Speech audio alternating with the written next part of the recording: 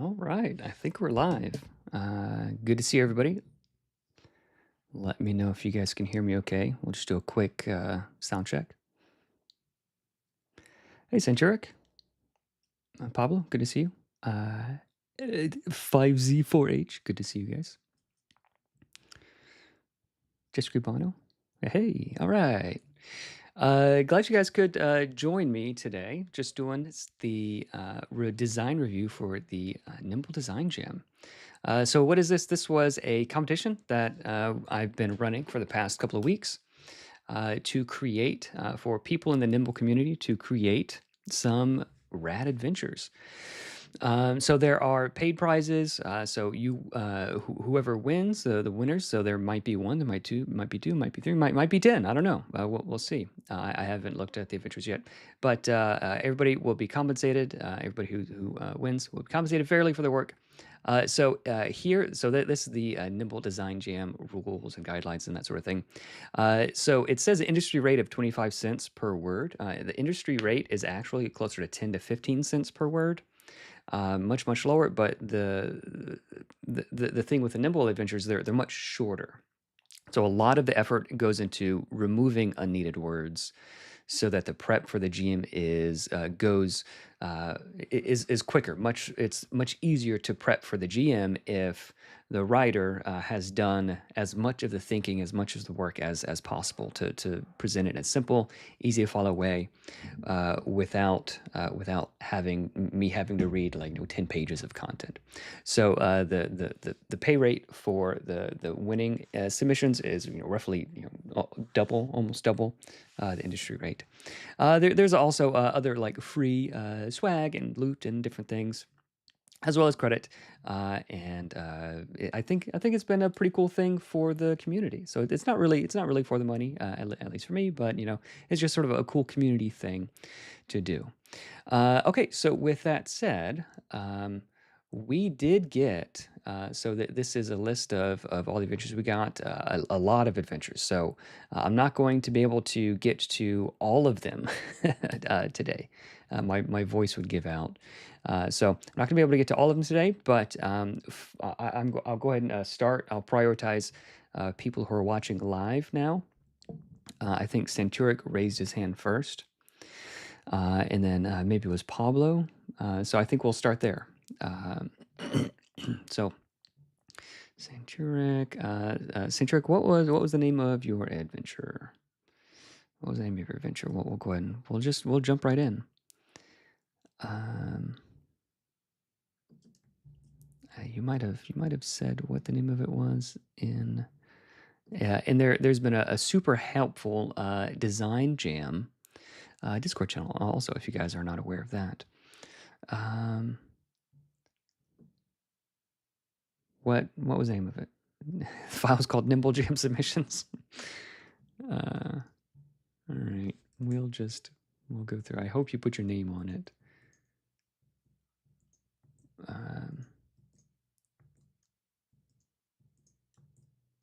Breezy, Bruno. help me out. What was the name of it? Dragon Storm. Okay. Oh yeah, yours had the cover sheet and then 2 adventures. Okay. All right. So we'll start here, and I'm just going to review the first one, I think. I know yours has sort of 2 different adventures. So I think I'll just go and review the first one. Dragonstorm of Shipwreck Point. So right off the bat, so it's funny that it's like an in-joke, a meta thing, but like the adventure isn't for me. So, and actually, before we get into the feedback, this is going to be, I'm going to be kind, because you guys didn't have to do this. But at the same time, I'm going to be professional. If you're submitting this work to like Wizards of the Coast or some other publication or anything like that, this is the kinds of things that you would expect to hear. Maybe a bit nicer for me. But so that is the sort of take that I'm going to be approaching. So I hope that you guys are not offended by the feedback or anything like that. This is an opportunity to learn, to grow, that sort of thing. So I hope that is the expectation. So first bit of sort of professional feedback. I personally enjoy the inside joke, but the adventure has to stand alone. It has to be a good idea apart from that joke. Okay, so I'm not saying whether it is or isn't, but the joke is funny. But of course, it has to, like, 99.9% of the people who would play this, like I don't even remember saying this. So that said, Dragon Storm of Shipwreck Point. It's a bit too on the nose of the starter set. Dragons of Stormwreck Isle. So if this is like a parody adventure of that, okay, that would make sense. So it's like pretty on the nose. But if it isn't, then I would probably want to change the name. Tempestuous Ascent for level 6 adventurers. Okay, that's cool. So I hope that this is something that has something to do with climbing, if we're going to say ascent. So that is the first bit of initial thoughts for this, and I'm going to go ahead and what I think you had your name here. Emil. Hey, Emil. What a cool name. I like that. I like that name. I have a friend named Emil. I've got 2 friends named Emil now. Give no quarter of feedback. You got it, Pablo. Pablo, yours is next. Yours is next. Okay. I don't like to be rough in general, so I will give the feedback needed, but as nicely as I can. Okay. So notes, change name. Okay. And I'm going to be scoring. So the scores that I put here are going to be just sort of initial impressions. Yeah, legally, it can't be Dragons and Dungeons like that. That's too on the nose. So I'm going to review them with a panel of judges, a couple of other people in the community. Later, more in depth. So this is going to be initial impressions, the numbers and scores here. So I've got the scoring rubric if you haven't seen it. This is going to be initial impressions. Everything is subject to change once I have the context of all the adventures sort of in my head. Okay, so what's going on? Stormlord Tempexus, cool name, is ravaging the coast north of Far Hope with a terrible hurricane, causing ships to crash into the coast. The valuable cargo now plunder for the Dragon Sword. Okay. So immediately, what's going on is like important context for and for all these adventures. I made copies, so I'm going to be making edits and notes and stuff. So you guys can, if you want to develop your adventure later, further, and do whatever you want with it, you retain all the rights to your adventure. So that just. Take this for what it's worth. So the first question that I had, first thought I had, cool name, what is it? Okay, so down here we learn that it's a dragon. We might want to front load that a little bit. Okay, that is a cool that is a cool premise. The dragon is causing ships to crash and then taking their plunder. That makes sense. The ancient lighthouse of Shipwreck Point must be reignited, and the Stormlord must be vanquished to safeguard the coast once more. But beware, the lighthouse holds the remains of a doomed garrison. Okay, solid. Actually, like very solid. I would give this, at least 4 points, maybe 5 points. Yeah, very solid. A couple of notes. If this is going to be for level 6, if this is going to be level 6 adventure, are level 6 heroes capable of taking out a dragon? So like level 6 is sort of like, for me, like right at the lower end, like the cusp of like, dragons should be for higher level heroes. So maybe this lighthouse has like a huge ballista on the top that can like gravely injure the dragon, or like that maybe there's something else going on that like makes this even possible for level 6 heroes. But that, like, it's easy to say like, oh, like we'll just tweak it to be level 8 or level 9 or something like that. So the old Fendelver starter set had players fighting a dragon, I think at like level 3 or something, and it's it's tough to the point of unfair. So like when I ran that, I homebrewed my own dragon. Okay, quest hooks. A haggard sailor is telling tall tales of surviving a shipwreck and an enormous beastie eating all his crewmates. So that's a cool way to like. So like, how would I play this sailor? He would call it an enormous beastie. He wouldn't call it a dragon. Eating all of his crewmates. He would go back there himself if not for his bad knee. So I really like this quest hook. We could put this sailor in Far Hope. We could put him in Maryvale. We could put him traveling along the road, or whatever. We could put this quest hook anywhere. I like that. I like that it gives me as a GM a couple of um, hooks, a couple of like things to like grab onto to use as lines without actually being lines. So, oh yeah, my knee, it hurts me so fiercely, that kind of thing. Uh, ew. It gives me enough to work with without being too wordy. So I really like that. Okay, quest hook number 2. And I think 2 quest hooks is fine. 3 might be better, but if the 2 are distinct enough, then two might be enough. The Far Hope Adventurers Guild, I think it's the Explorers Guild, but either way, has had the quest available for a while, and the bounty has only grown larger over time. So this one, first quest hook, solid. I really wouldn't change much if anything. Maybe just like tweak it a little bit, like put this in quotes just as a signpost for the GM. Like you can say this, um, and then I would do this thing. The second quest hook is a lot weaker. I need a context. Like this is posted on a jobs board. Like the oldest job request on the job board. It's been there for like 7 months or 8 years or like whatever. Give me a little bit of context. But like the Far Hope Adventures Guild, just having the quest available for a while is a little bit nebulous. So I'm going to give the quest hooks 1.5. So the concept out of 5 points for quest hooks, 2 points. I'll give you 1.5. Okay. Rumors: a fearsome beast is a source of the storm, using it to wreck and plunder ships for its gilded horde.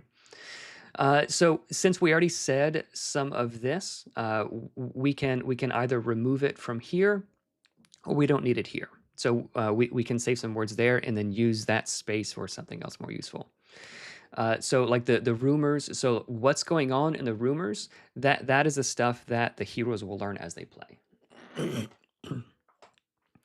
The lighthouse was once a bastion for some forgotten lord, and the doomed soldiers never escaped its calamity.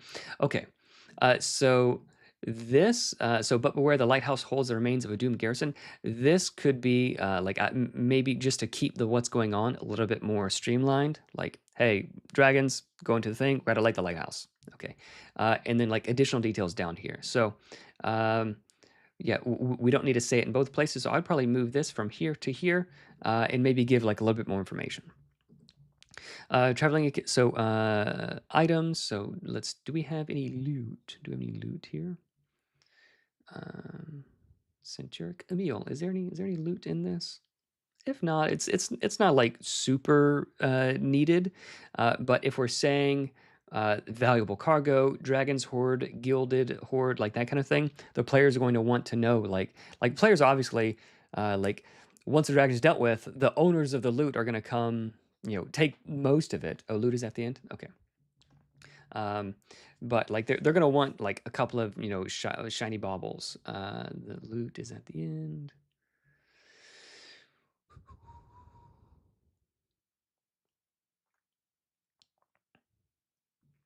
So, I don't see it.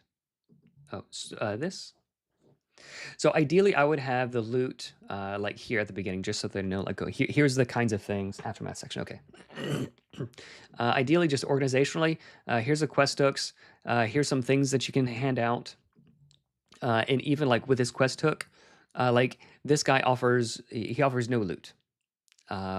Or like maybe if you bring back his special little compass or whatever, his little thing, then he'll reward you with, I don't know, something. He will make maybe not a haggard sailor, maybe he's a captain. He will give you the title of captain, that kind of thing. Like it's just a cool little title. And then this one, the bounty has only grown larger over time. What is the bounty now? So if it's this, it would be like the maximum amount of gold for level 6 heroes. Maybe like above the maximum recommended amount for level 6. Um, but if it's this one, like maybe I wouldn't like you get this title, but as you play the adventure, you find more loot. This one is like they're gonna pay you at the end, but you have to like abstain from any of the, or you can pick like one piece of loot, like that kind of thing. Um, okay. Okay, so items in the aftermath. Let's take a look at it. Aftermath, dragon. Okay, horde. Okay, 1,000 gold per hero when delivered to the guild. Lots of rum and a sword. Okay, the storm begins to dissipate. Okay, sort of enchanted longsword. Action, the sword glows bright, giving all nearby undead disadvantage on attacks against the wielder. Okay, that's cool. Solid loot. I would like to have like like the title captain is like I would consider that loot, like a reward. Um, like I would like just a little bit more. So I'd say 2 out of 3 points. Not bad. In the organization, traveling encounters. Let's take a look at those. So far, Emil, fantastic, fantastic. I think you're going to be punching well above average here. Sure. So I like to follow, and is this big enough for you guys to see, by the way? I like to follow the advice of, what is his name? Mike Shea, Sly Flourish, with a lot of these things wherever possible, rather than keying loot to a particular, like rumors or loot or information or like whatever to a particular room or particular place. Just like, here's a list of the loot that can be found whenever the heroes do something where if you feel like they deserve some loot, pick one of these, that kind of thing. Zed, this is the first one. This is the first one. You can read it fine on a phone screen. All right, very good. Okay, Charlie encounters. The storm grows as they get closer to the island. Okay, so the first thing, the first traveling encounter that I would do is like, it might be like securing passage to the island. Okay, so if shipwreck point. So if there is danger, so just consistency wise, logically, like the first thing you're gonna do is like, well, how can we get there? If sailors know that there's a beastie and the storm and we're gonna shipwreck, it's not gonna be it's not gonna be trivial for them to like just go to the island. Okay, so maybe the Adventurers Guild will supply a ship. Maybe but like figuring that out, like it's a bit of role playing. So it's not literally, it's not technically part of the traveling encounters, but that would be the first thing that I do. Give the GM like just a little bit of stuff to work with.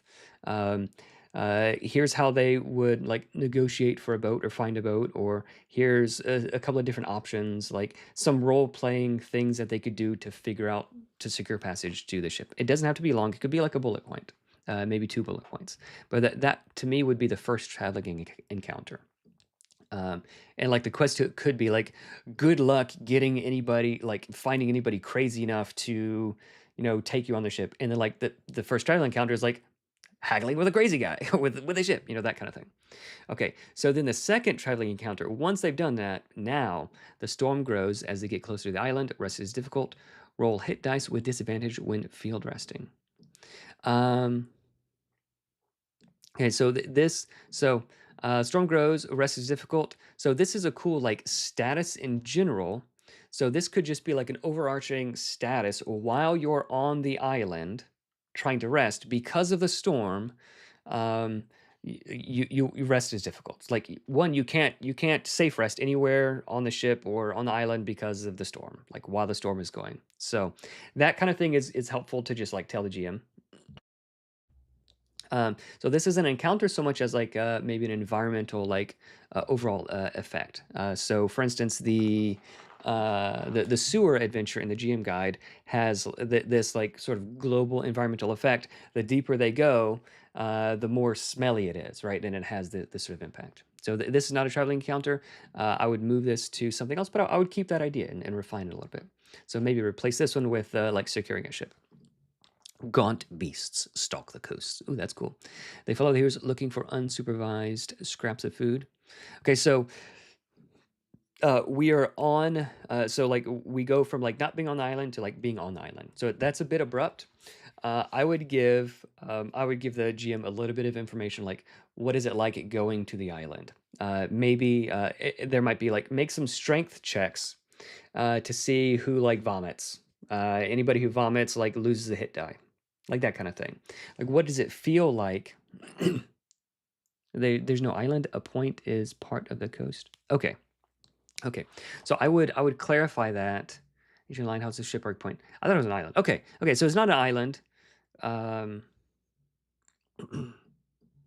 Reggie the coast. Okay, Reggie the coast. Ancient lighthouse on shipwreck point must be reunited. Okay, okay, so that makes sense. That makes sense. Um, okay, so it could be that they walk. Maybe make it an island. Maybe make it an island. That might be cool. Because if it's on the coast, like you could just send like a bunch of armies to like go get it. But if it's like an island, then it makes sense like why a smaller group of people would be needed. Like the commandos, the SWAT team. Like we can't just send like 1,000 people to like this little island. Just like if there's some cave that's easily accessible and has a bunch of treasure in it, like no, like adventurers would have gone and gotten there, like taken all the treasure and killed the goblins and all that sort of stuff. But if it's an island that no sailor wants to sail to, that's why the reward has gotten so high, because like people have sailed there and their ship sank. Um, okay, gaunt beasts. So you encounter some gaunt beasts. They follow the heroes looking for unsupervised scraps of food. I would just say looking for food. DC 12 Naturecraft to scare them off. I would give a bit more. Okay, so there's these creatures. So let's just think about how this would play out. All right, you guys are walking along the coast, or you're on the boat and you're sailing, and there's these creatures that are flying and they're following you. Like, ooh, all right, what's the first thing that is likely to happen? Like whether they're walking along the coast or whether they're on a boat and these creatures are like flying or swimming or whatever. What's the first thing a substantial portion of the heroes are going to want to do? I want to shoot them with my bow, right? So, um, what happens? So like, is this a natural creature, or is this just like some sort of like non-combat encounter? What should I, as the GM, do if they want to fight it? Either make it clear this is something that you can fight, somehow, or like yeah, you shoot one and then like you shoot one and like the rest of them eat that one. They appear to be very hungry. But they like no matter how many you shoot, like three more fill its place. Like they are like something like that to sort of indicate that no, we need to do something other than combat. So like help me as a GM out. Like I might be able to like come up with that on the spot, like I did just now. But if we do the work right now, then it's going to be that much better of an adventure, like that much more of an interesting encounter. Unintelligible disembodied voices could be heard in the wind, like the ghost of sailors past. Okay, so what do the heroes do about this? Like, so what will I, as the GM, say? All right, you guys are sailing, you guys are walking along, you're getting closer to the lighthouse or whatever, and you hear unintelligible disembodied voices in the wind. Woo! What's the first thing that's going to happen? Like, one, what can the heroes do about this? So the first thing that I would do if I was playing is like, can I like, I speak a lot of languages. Can I like listen really close to sort of hear what's going on, like that kind of thing. Like, can I make a perception check? Like, people are gonna say that. So we might say like, yeah, if you make some sort of perception check, then they speak like you hear one of the rumors. You figure out like a piece of information, like, oh, it's a dragon, or we were abandoned by like the doom soldiers. We were abandoned by our captain. Something to like set the mood, to get like, because we want them to figure out what's going on as they play through this. So what can they do with this traveling encounter? How does this give us? How does this get to the point where we're going?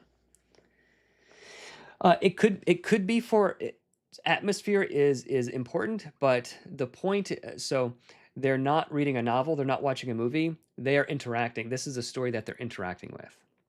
So everything should be, and what do you do? Or what can I do with this information? Or like, that kind of thing. It should be, so it's not just, they're not just watching a cutscene. Okay.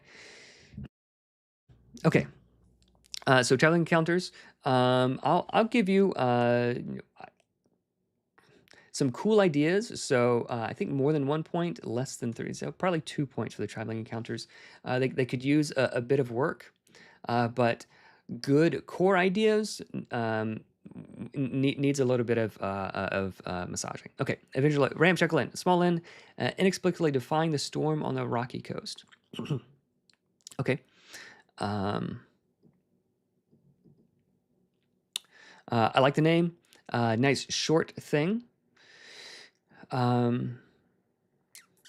So the intent of this is to this line. The intent of this line. Yeah. The voices could add to the story. So the intent of this line is to give the GM enough information to convey to the players, the heroes, so that they can make a choice. Either like ask questions or act on something or explore or do something. So a small inn inexplicably defying the storm on the rocky coast. So inexplicably defying the storm on the rocky coast. So if it's an inn, the first thing that my players are going to think is like, well, I can safe rest here. Okay, so we might want to change it from an inn to like a ramshackle hut or something else, and then like tweak this a bit to like what can I do here. So this should lead them to be able to figure out or act on these two things. So let's see what we have. Staffed by a gruff old sailor willing to provide meager shelter while warning of dangers ahead. Like that. Love having an NPC here that they can interact with. He doesn't mention any specifics, only ominous hints. So we could probably trim this. We could say like while hinting at the dangers ahead. So like we can say this with fewer words, or like, well, if we want to say ominously, if we want to like keep that like, ooh, he's a spooky dude, like that kind of thing. Staffed by gruff old sailor. If the heroes rest here, he mysteriously vanishes. I wouldn't let them rest. Maybe like a field rest or something like that, but not like a. Okay, so having an adventure location in the beginning to get some additional information, some social interaction, great. I would like to have something other than this. Maybe he is like the lighthouse keeper. He's been ran out of the lighthouse by the spooky ghosts. So like this is where they learn about the ghosts. And if these voices hinted at, oh, Captain so and so betrayed us, like whatever the disembodied voices say, they could ask, like, what were those voices that we heard? Oh yeah, they be here all the time, Captain so and so or whatever. They ran me. Like he's the old lighthouse keeper. He can tell them a little bit about what's going on. Maybe what to do with the dooms, like yeah, that kind of thing. Okay, so love this. I'd like to have one more bullet point here, and then whatever this is should let them this should lead into this, right? So that like this is like 2 or 3 things they can do here, things they can find out. So whatever we say here should make them want to ask questions so they can find out or interact with these things. Okay, Stormy Path. So I'm going to start to go just a little bit more quickly through. Narrow passages of massive ruined lighthouse. Shipwrecks littered all around the coast. A rolling storm is centered on the lighthouse. Cool. That is cool. This is too much here. So I would cut this down to like, again, the first sentence should be enough information for me to get to these 2 bullet points here. So we might be able to cut a part of this and move it to be a bullet point. The hero wearing the heaviest armor, love that, must make a DC 12 strength save or stumble and get soaked. I'd probably change that to a dex save, but that's cool. I do like that. Get soaked, cool. So as you, I'm going to be wondering, What does it mean? If is this just like a humorous like thing to happen? Um, or it could be everybody makes a dex save. Whoever gets a 10 or less is like falls and like gets soaked. And then whoever has the heaviest armor rolls with disadvantage, like that kind of thing. So that everybody gets to roll dice, everybody gets to participate. We can all laugh at the guy like the people who fall down. Heavy thuds can be heard from the sky like wing beats. That's probably 2 on the nose. I would say rather than heavy thuds, I'd tweak that a little bit, but like booming thunder could be heard from the sky. Make a nature craft or like some sort of like like some sort of check to learn. It sounds like wing beats. Like ooh, like you succeeded on this thing. You gain a little bit of additional information. Notice a massive dark shape flying through the clouds. Okay, that's cool. That's cool. So I would gate this bit of information just on the other side of the perception, probably not a perception check. So maybe this would be like a naturecraft check. Like this isn't thunder; these are wing beats. Like this is the sound of massive wings, and then you can make this perception check. Like that's a cool little thing. Okay, so far we've had some saves, some skill checks. We've had some social interaction, so probably at this point they're itching for some combat or like some like choices, like do we go this way or that way, kind of thing. Ironclad gate, fortified entrance to the lighthouse, guarded by a gargoyle. So is this literally a gargoyle? Okay, um, so um, fortified entrance to the lighthouse. I like maybe like so a gargoyle is literally like a stone statue. So the gargoyle is not aggressive, but um, we do need to clarify that this is like an animated creature. It's not like an actual gargoyle. Roll for not getting cold. Getting a cold, yeah. The gargoyle. So maybe if this is like a storm drake, anybody who like fell and got soaked, like the first lightning damage they take, they take a little bit of extra lightning damage or something like that. Gargoyle's not aggressive, but will defend itself. Stoically, it poses each person a simple question: "What is your worth, hero?" Okay, it does not matter what they answer, but it must be sincere. If everyone answers sincerely, it will open the door. Otherwise, it will fight all of them. Okay, that's cool. Okay, so playing at my table, they come up to the thing. We say, oh, there's this creature like guarding it. It looks like sort of like like those stone statues that are made like, but this is like a living creature. You can see like it's looking at you as you approach. What do you do? I don't know. Does it look aggressive? It doesn't seem to be moving toward you. It's not immediately aggressive. Okay, so like as I'm reading through this, don't worry about the gargoyle stat block. We can put that in later. So as I'm reading through this, like I'm playing it out like back and forth between myself and my head. In anywhere like there's a catch, like that's where I know it needs a little bit more work. It poses each person a question. It poses each person a simple question: "What is your worth?" I do like the idea of posing a question, and like it doesn't matter what they answer as long as it's sincere. Like if anybody's joking about it or not taking it seriously or whatever, it will attack that person. There's a cool encounter. I'd massage it a bit. But I like this. I do like that encounter. Ground floor decrepit living quarters of long lost garrison. DC 12 lore to recall lore about the place as they explore.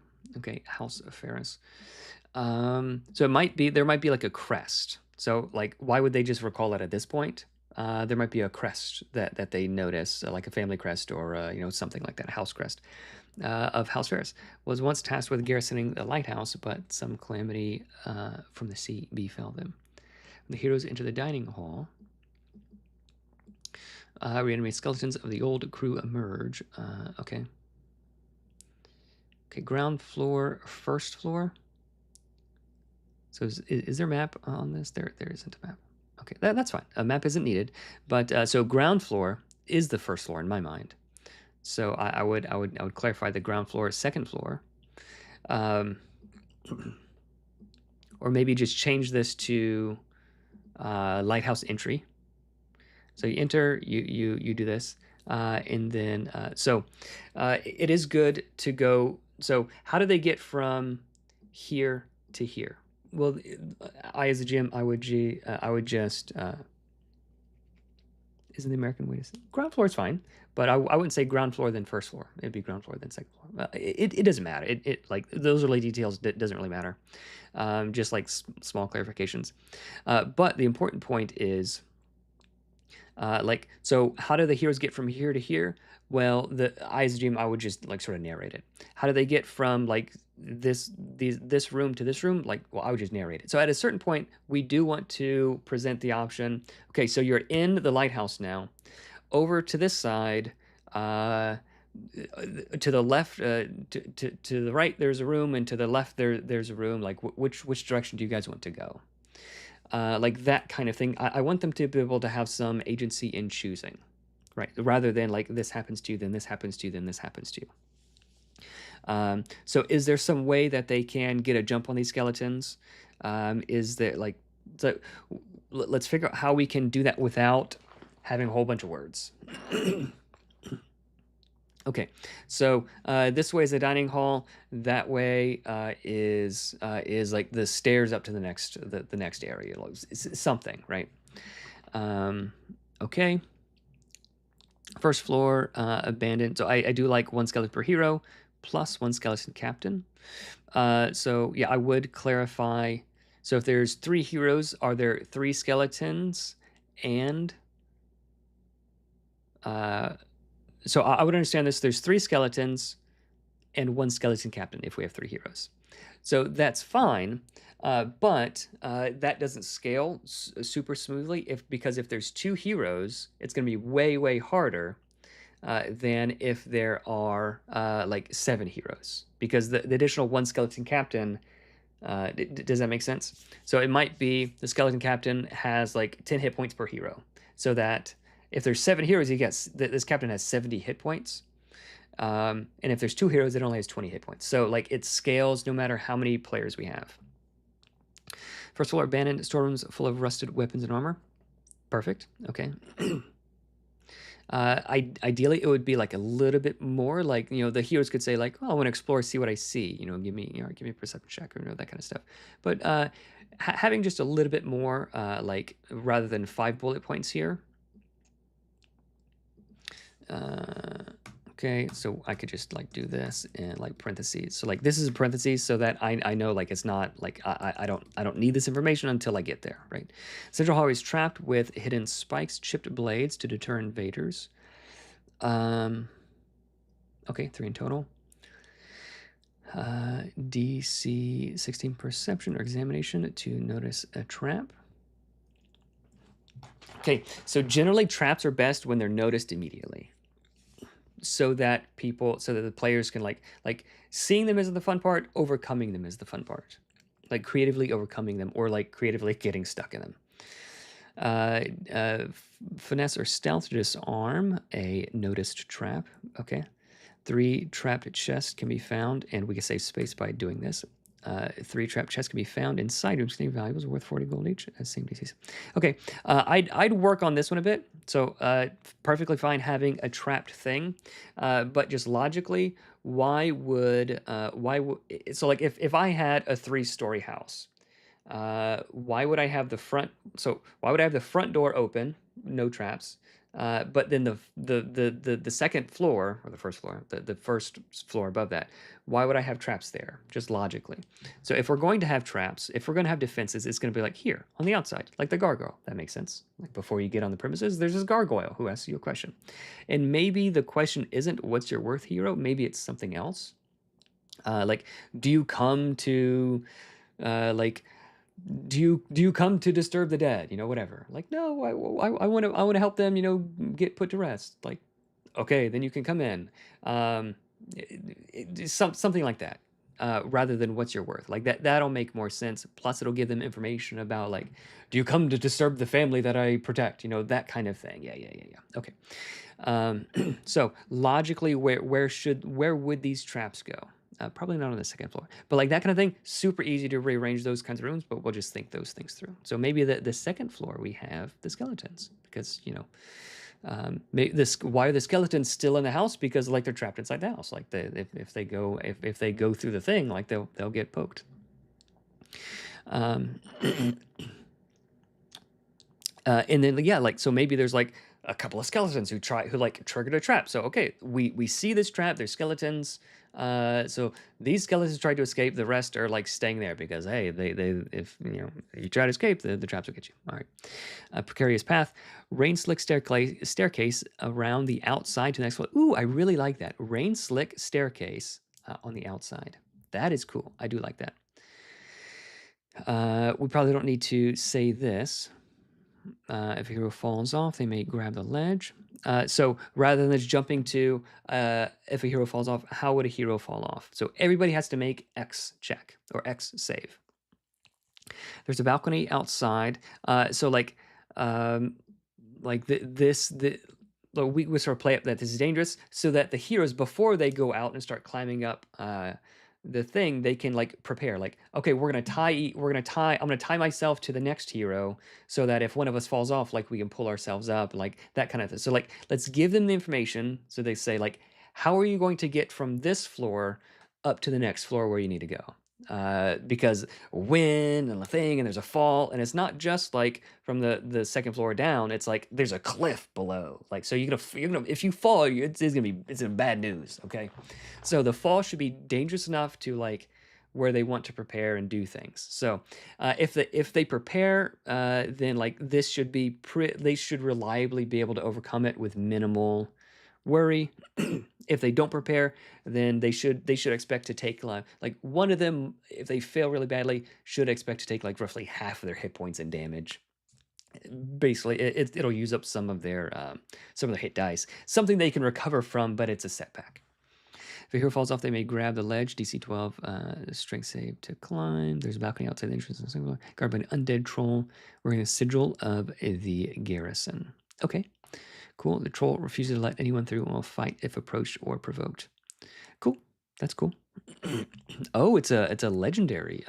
That's a legendary boy.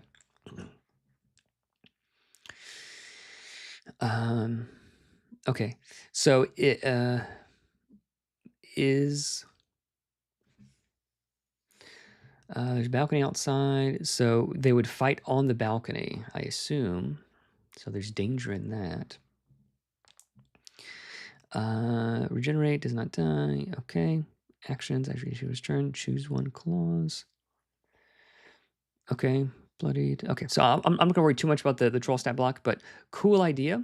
So there's an environmental danger, and then once they get past that, if nobody's fallen, then perhaps like this could be like a big pushing troll thing. Yeah. So if the idea is for that, so on crit, so rather than on crit prone, so maybe not a troll, maybe it could be something else. So on crit, so like I would only this would be the kicking troll. So I would simplify all of this. The kicking troll. You can say like this thing has some big legs, like heavy like iron boots. So we could simplify all of this. So like the danger isn't necessarily the troll himself. The danger is like every turn I'm going to be kicking one of you, one of you guys. So we could probably simplify all of this rather than like a legendary encounter here, because presumably there's a legendary dragon. Like the dragon is the thing, right? So this could just be like a very simple monster. Every turn he's kicking someone till they kill him. Okay, or until they like figure something out, until they can push him off the thing, like that like anytime players can like subvert, like shortcut like some combat or some encounter, like, oh, this was supposed to be something, they love that. They will remember that forever. Oh, you remember that one time you had this big encounter set up for us, and then like we just pushed him off the ledge and killed him. Like, perfect, fantastic.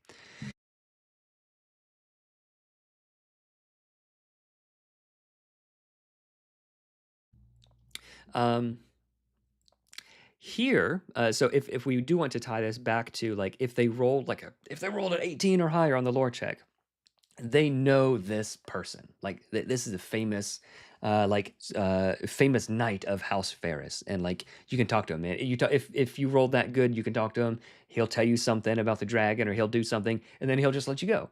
Like that will make people feel like really really cool. That'll make people feel super duper cool. Second floor, curious floor full of weirdly angled walls, mirrors, and empty frames. A locked door with an energy receiver blocks the path upwards. So I would simplify this a little bit. So this could be. So is the weirdly angled thing needed? Maybe. So if this lighthouse is guarded by like a blue dragon, like a lightning dragon or whatever, what would it use to sort of protect its thing? A locked door with an energy receiver blocks the path upward. So energy receiver is a little bit weird. What is that? A crystal in the far corner emits a beam of light toward one mirror. The heroes must direct the beam toward the receiver using mirrors or some other means. Finding all 6 mirrors to make the puzzle trivial to solve. Okay. Okay, so this is like we're hunting around. One mirror inside a mimic disguised as a chest. Okay, so some cool ideas. So we're setting up a puzzle.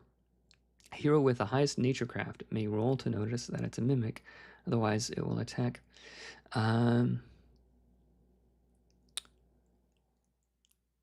Okay.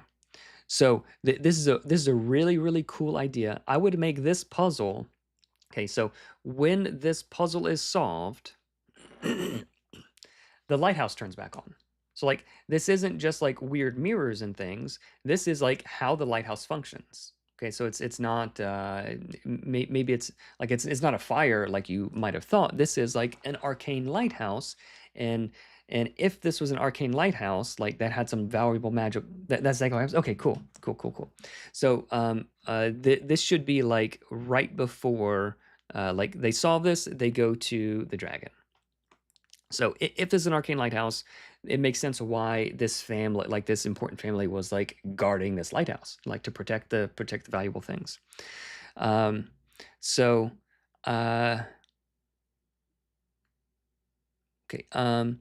Anytime you have puzzles, we have to be very, very careful. So I'm not gonna get into this right now, but this would need maybe like another hour or two of work to make sure it's one super clear for the GM, super clear for the players, and like it plays smoothly. But some cool ideas here. Okay, machinery. So the exit opens once powered, and rumbling machinery can be heard walking by the floor. I don't think the exit should open up when the thing like so. This puzzle turns the lighthouse on. Yeah, arcane machinery fills the room, powering the beacon. Collapse of thunder, shake the walls, relatively safe place to take a breather. Okay, that's good to know. Insight check to find a stash of 3 greater healing potions. Okay, so why does this make sense? So if you were talking to a deceitful potion salesman or a thief who just robbed a potion store, it would make sense that an insight check could uncover the location of these potions. But why would a DC 13 insight check help you to find potions and that many? And it shouldn't be like X number. It should be 1, or it should be like potion for like half of the number of players. So if there's 2 players, they find 1. If there's 6, they'd find 3. That kind of thing. But like, yeah, 3 greater healing potions is like a lot, at least at my table. DC 14 examination lore check to find journals revealing. So why would someone like ideally the GM isn't just saying, all right, you give me an insight check, you give me an examination check. Ideally the players would find journals. Like you see, you walk around, you find journals. Yeah, what do they say? All right, give me an examination check, give me a lore check. The players would have some reason to ask for this. Okay, revealing how the storm arrives, stranding them in the lighthouse, doomed to an unnatural death.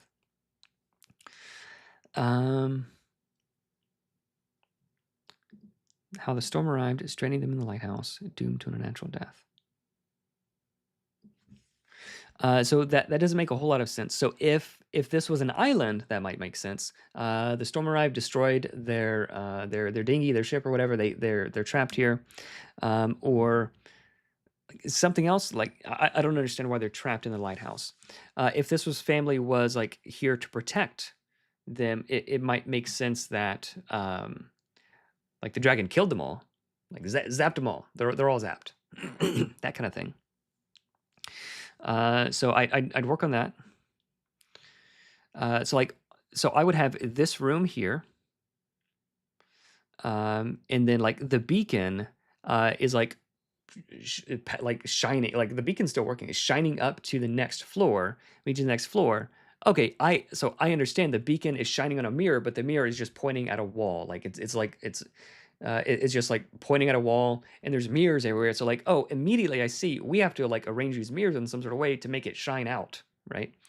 So if we have this first, then this, then everything makes sense. But if we have this first, so like, okay, I'll tweak those. Top floor, bright beam appears the dark clouds above. Shattered dome exposes the roof of the intense storm. Gilded trapdoor can be seen on the opposite side of thunder's roars and approach. Okay. So this would be wind solved, a tremendous roar is heard, et cetera, et cetera, et cetera.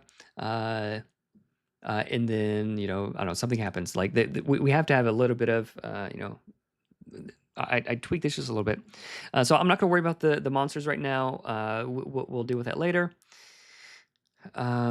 A horde is beneath the hatch. It is so how would a dragon get its horde beneath the hatch of a thing? Dragon lands on the side of the lighthouse. Okay, so just practically speaking, how big is the lighthouse? How can they fight this? Like movement is a thing. So in the creator's kit, there's advice on avoiding flying too much. Where is it? Designing monsters. I don't know. It's somewhere in here. Avoiding flying because at least at low levels, because like usually you're playing like on a 2D surface. Dragons are intelligent, but like it's like a big thing, and it has like a little trap door, and like it's like putting things in there. Like, so if some of the creatures are like you're playing on a tabletop, some of the creatures are flying, and like it adds like a weird third dimension. It makes it a little bit more difficult. The dragon doesn't fly, clings to the side of the lighthouse. Okay, fair. Like that's a cool way to do it, but like practically speaking, if I have a map of this, if I'm playing this at the table, like the dragon is always stationary. Like what impact does movement have? Like it has, there's some questions in my mind. So the dragon is going to be taking up, if it's large, it'll be taking up a 2x2 square. If it's like huge, it'll be like a 3x3 square. So like how does that practically work? So like there are limitations in terms of like just how this plays out at the table. Dragon tumbles to the waves below when defeated. The horde can be looted. Okay, sort of House of Ferris. So I do like having this sword, and maybe, so like maybe once like whoever hires you, like you can't keep any of the loot. It's all like this and this. We will pay you. Maybe like the sword of the House Ferris isn't part of the loot. Maybe like the troll boy will like tell you where it is, or if the gargoyle, like if you answer really well, it'll tell you like it'll like do this. Like that as a reward. Like the troll will tell you, the gargoyle will tell you, or like they could just find it. Like okay, now I can keep this. It's not part of the loot. So yeah. So if this is like a huge lighthouse, if so, let's just so if the lighthouse was like this big, like a really big lighthouse, and the dragon like takes up this much space, okay, like you can move around and do things, right?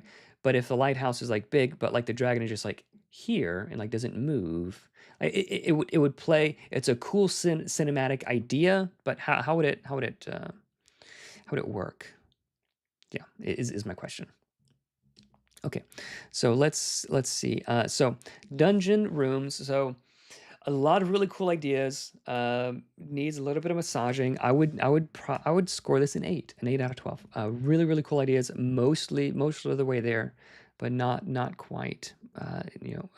Like, so if I were to publish this one, Emil, just so you know, like the relative quality of this. The authors that I hired to help with the Adventures of the GM Guide had a quality of this is every bit as good as those adventures that drafts that they delivered to me. So you are already, I don't know if you do this professionally or not already, but if you do, well, you don't need me to tell you. Like, you are already at a professional level, so you could confidently submit this quality adventure to um to wherever, right? So kudos.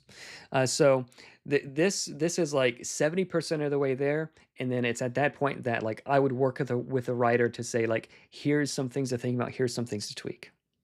So yeah, big congratulations, very very good. So conclusion, let's take a look. Dragon tumbles with the waves below when defeated. That's cool. The horde can be looted. That's fine.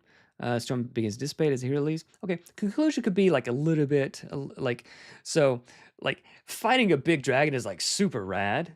So like you get points for that. Like it's a fun like it's an exciting thing to fight a dragon. So what I would do for this I would give this conclusion. This has the potential to be an incredibly exciting adventure. But what I would do to make this be even better, I would give the dragon a script, right? Actually, before I tell you this, let me see if he says any of these things.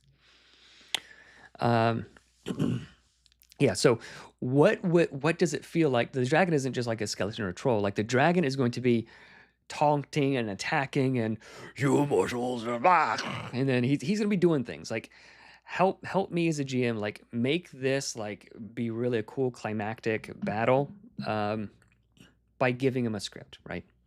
That kind of thing would be super duper cool.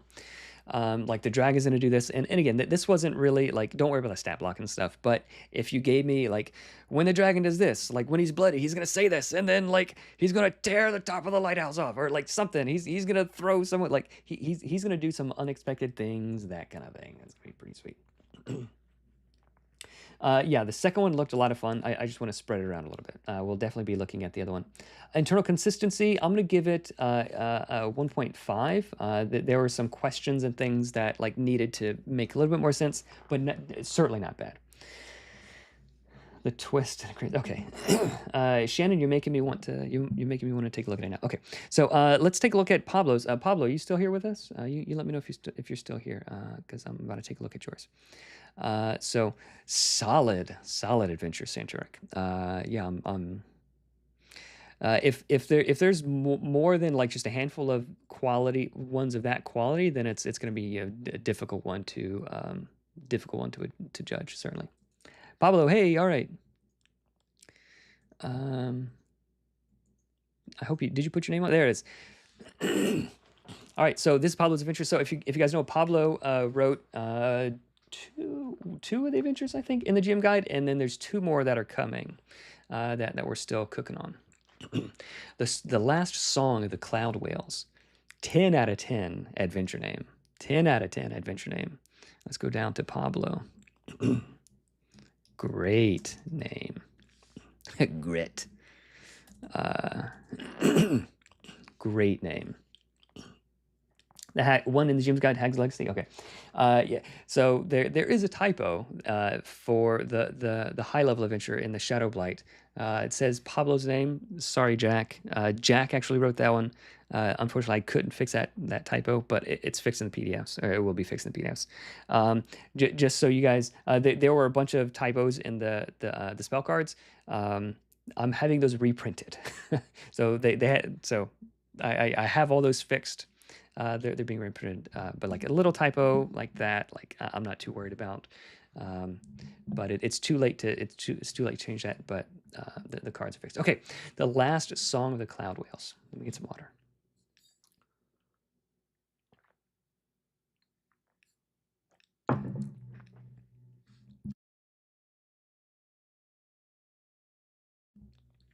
Okay. Hunt poachers in a floating wreck. I'd say a floating shipwreck. I think that'd be cool. Level 5 environmental mission. Uh, I'd tweak this environmental. I don't love that. Level 5, something else. Okay, what's going on? Colossal and majestic cloud whales were a marvel of the sky reach. Ooh, were tiny bit of zoom. Yeah, yeah, yeah. Okay, love that. They were a marvel of the sky reach. And I would say Isles. Any sailor would recount the good fortune hearing their hearing their songs brought. I'd rephrase this just to make it a little bit easier to understand, but that's such a cool idea. If you ever hear the song of a cloud whale, it brings good fortune. What a cool bit of lore! Awesome. But when it was discovered that their oil had properties like aerolith crystals, they were doomed. Oh, oh, super cool. Yep. Okay, so internal consistency. There's these cloud whales. People love them. They bring good fortune, like cool lore. Why don't we see them more often? Because they hunted them. Like it all makes sense. Like their oil was valuable. Now hunted to almost extinction. So I'd say hunted, uh, almost to extinction. So I'll just tweak that on. Hunted almost to extinction. The bird folk established a secret sanctuary. I would avoid alliteration. Hidden sanctuary for the protection. Cool. And we could even say for them. There we go. So in like if I was like actually editing this, I would probably be able to cut it down to like roughly this length and have the same amount of information. So that's why I was sort of saying like don't really worry too much about word count. Like if it's like 3,000 words and we're trying to hit 1,000, like there's no way. But if it's like 1,300, yeah, we can pretty easily. Okay, quest hooks. Burfolk Rangers escorting the last cloud whale cub. Oh, what are whale babies called? Calf. So yeah, we would change that to calf. To the sanctuary never arrived. Ooh. Find and help them.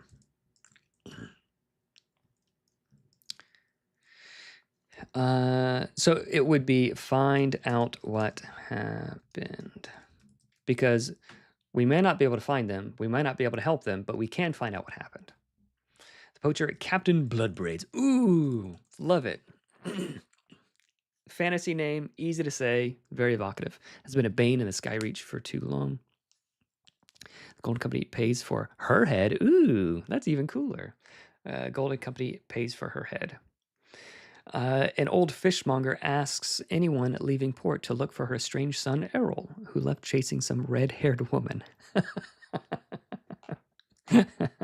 Yeah, environmental as in protect nature. Yeah. Cool. I love Sky Pirates.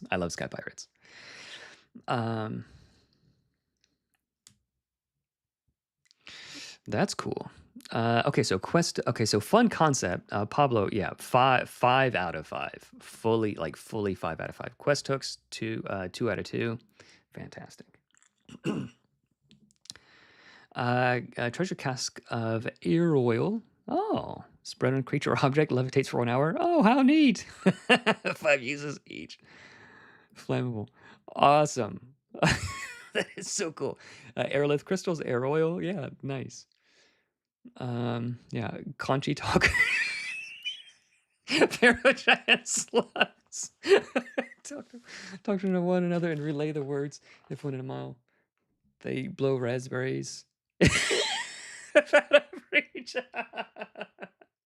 Oh man, how cool. Must be fed regularly. Okay, that's fun. Like I might add something like cute like that. Oh man. That is a One Piece reference.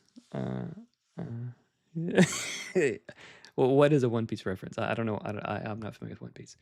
Double compass, 2 pointers, neither point north. All right. Like this is great treasure. All right. So if anybody ever if anybody's ever wondering,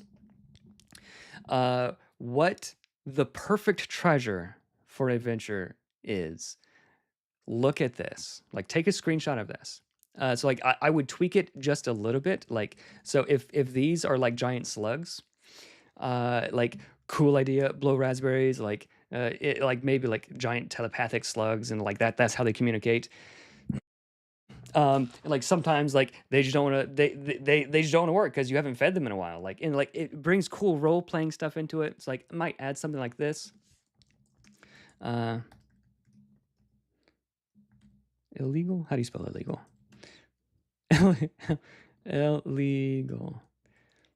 Like I might add like this, like the air oil. It's like it's illegal to have. Like I wouldn't just, I might not just put that in parentheses, but this is really cool. Someone might like multiple uses. It's like a limited thing. Multiple uses in the sense that it could be used to levitate. So you could like fly with it. You could like light someone on fire with it. It's illegal. Like it has a lot, like so much cool stuff happening, right? Conchi talkies. I was gonna say you need to read. Yeah, that's cool. You typed it. Must be Federic. Okay. Okay. Double compass, 2 pointers, neither point north. Like that is like, one, it's funny. Like the players would enjoy to have this. One points toward the nearest storm. That could be super useful. So like people can avoid the storm, or they can go toward the storm if they're looking for a storm. Like some of the wands and things, like you want to find a storm. The other is unknown. That is a quest hook, my friends. That is a quest hook. It's like I, as a GM, if I want my players to go to the dwarves in the Ironforge Mountain or the Frostforge Mountains, like they just never go there. Like every once in a while, I can say that the compass like continues to point to west northwest, right? Always points to the west northwest. And eventually, they might go there, right? So like these are the perfect kinds of treasures, right? Perfect kind of treasures. So yeah, I'm gonna actually give you 4 out of 3 points. 4 out of 3 points. 110%. Traveling encounters. Winged shadow flying above. Nichecraft / lore. And albatross. Contemplate it. Heroes gain inspiration. Heard it. Cursed. Healing halved until the next safe rest. Okay, that's cool. That's cool. I do like the idea of like, oh, like the murder hobo's like, oh, I'm gonna shoot at. You get cursed. Maybe not healing halved until the next safe rest, but like cursed. Like something happens. I do like that. Contemplate it. So my question is, how would the heroes know to contemplate it or not, right? Like does the albatross like come and land on? Okay, so first of all, like how are we getting up to, how are we going to get up to the to where the thing is happening? So are we flying on like a skyship or something? So if assuming you're flying on a skyship up to the Birdfolk Isles or whatever, does this albatross seeing you come, and like, you know, like sometimes seagulls, like if you're on a boat, seagulls will come like land on the boat just to rest. This albatross just comes and lands on the boat. Like, do they feed it? Do they, you know, treat it nicely? If so, yeah, you get inspiration. Like that's cool.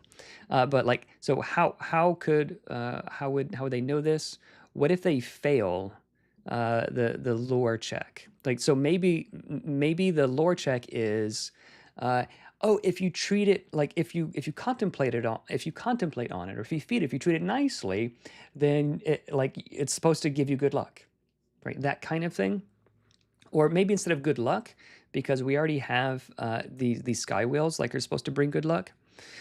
Maybe it will like as it like flies away, it will leave one of its like silver feathers, and like the feather is like gives you inspiration. Like that kind of thing would be really cool. So if you succeed on this Naturecraft or lore check, then you learn this bit of information, and they're like, ooh, what nice thing can we do for it, so that like it might leave one of its feathers. And if someone like tries to like just snatch a feather, well, you're cursed instead. Like that kind of thing would be really cool. Awesome idea. Let's tweak it just a little bit. And how are we getting to the Skyreach Isles? Yeah, yep. I mentioned you get a dinghy later. Okay, I would include that here just so that the traveling encounters have context. Castaway Rock. And if you guys have said anything in the chat, um, and I missed it, feel free to do like at Evan or whatever. Snail phones. Oh man, I love good fun. Feel free to repeat it if I missed it.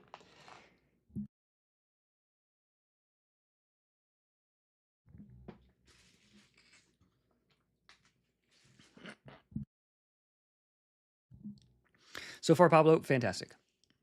Castaway Rock. Castaway Rock Morris claims. Morris claims he's lost a fisherman. In reality, he was the Moray's cook, marooned after refusing to poach. Won't accompany the heroes, but offers a secret.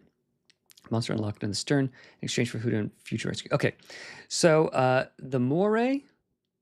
Okay, so there's a lot of context that I'm missing here. So I don't understand what this means, but there's a lot of good ideas. So I assume the Moray is like the bad pirate ship or something. And then okay, Castaway Rock Morris. Okay, so is Morris? Okay, so Morris is the name of this guy. So I would say a castaway, a marooned fisherman, a marooned sky fisher, and in parentheses, like Morris, his name is Morris. So like rework, like, so whatever information we need before this, I would put before this. Oh, that's cool. Because I'm having to read this like 2 or 3 times to understand what's going on. I have a feeling it's all going to come together. Okay, Morris is the guy, and the Moray is the thing. I would change one of those names. I'd probably change Morris. Like maybe his name is Cook. Like maybe his name is Cookie, because like, or they call me Taters, because like he always cooks taters, like that kind of thing. Yeah.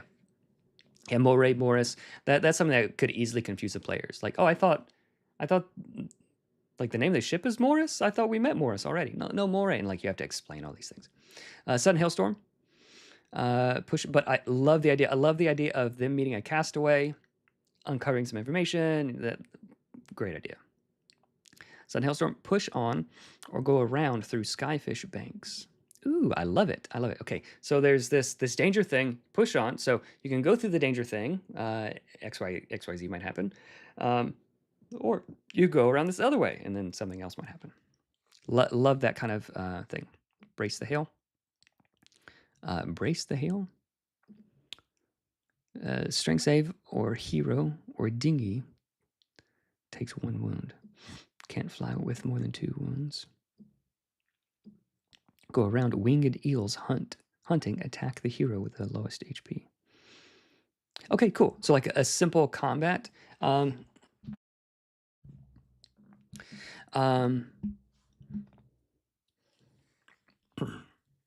Okay, so I would tweak this. Really good idea. All right, there's a storm. Do you go through? Do you go through, or do you go this way? Maybe they can make a check, and oh, if you go around like that, that's the sky eel hunting ground or whatever. So I don't like the idea of the dinghy taking wounds, because if it takes 2 wounds, then like you can't continue the adventure. Like potentially that could happen. We could just like oh, you got dented up and dinged or whatever. But okay, the hero's taking some wounds. That's a cool idea. That's fine.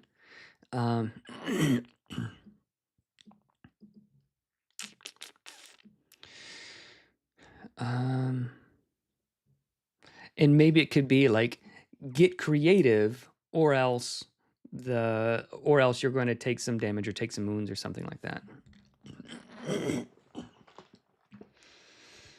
Just so that they can like have some say about it. So go around. So winged eels hunting, attack the hero with the lowest hit points. D4 minions. Okay, so D4 minions, 3 per hero. Okay, so that would be a decent enough common encounter. This is for level 5. Okay. Grayscale Rainbow. Grayscale Rainbow. Oh, cool. Charged with Aerolith Essence. Fly through it for the day. Heroes gain 1 bonus. Use of class. Okay, really cool idea. Really cool idea. Grayscale rainbow charged with airlith essence. Um, that is such a cool idea. um, so I might add a little bit like how they know to fly through it, or like how they know what they could do with this or not. If the dinghy can tank for you a bit, but okay. Okay. Um, Gleb, yeah, don't worry about it, man. There's a wide variety of different adventures. So yeah, don't stress about it. Um, so this is a little bit too. I like the idea of grayscale rainbow, like something weird, something they'll remember. Like you're not going to experience a grayscale rainbow like anywhere else, right? um,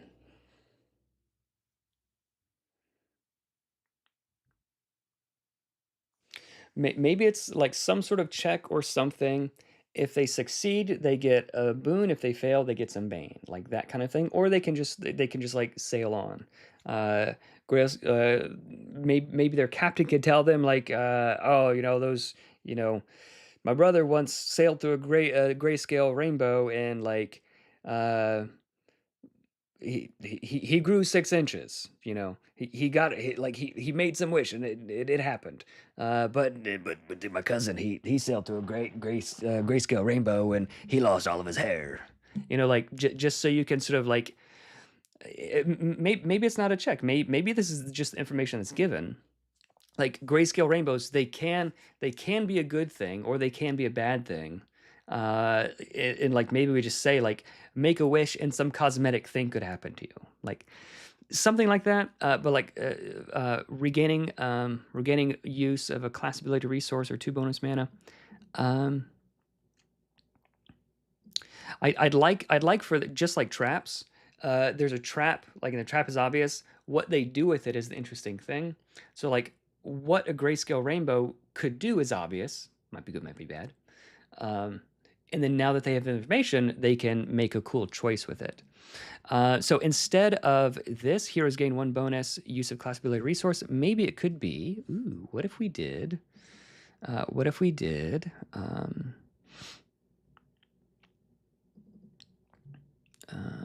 is it? What if we said like give them like a 1 random lodging boon? So like if you wanted like some like cool boost that wasn't game breaking one way or the other, like the lodging boons are a good place to start. Or like you can pick like a major boon, like they could get a major or minor boon like until they safe rest, like that kind of thing, rather than like something a little bit less specific. Yeah. Uh, awesome idea. Like it's like what you would expect to find, like a cool rainbow, but it's weird and it's grayscale. Like if I ever saw a grayscale rainbow, I'd think that was a bad thing, you know. And maybe it's not grayscale. Maybe it's like a blue rainbow, like every shade of blue, and then some like that you've never seen before. Like that's more interesting than like grayscale.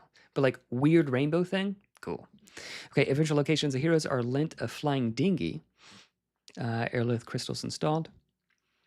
Okay, so yeah, whoever hires them gives them this dinghy. So I would move this up here just so that like as we're reading the traveling encounters, and maybe like it's flown by like so and so, who can like help with like give some of these information if we need to.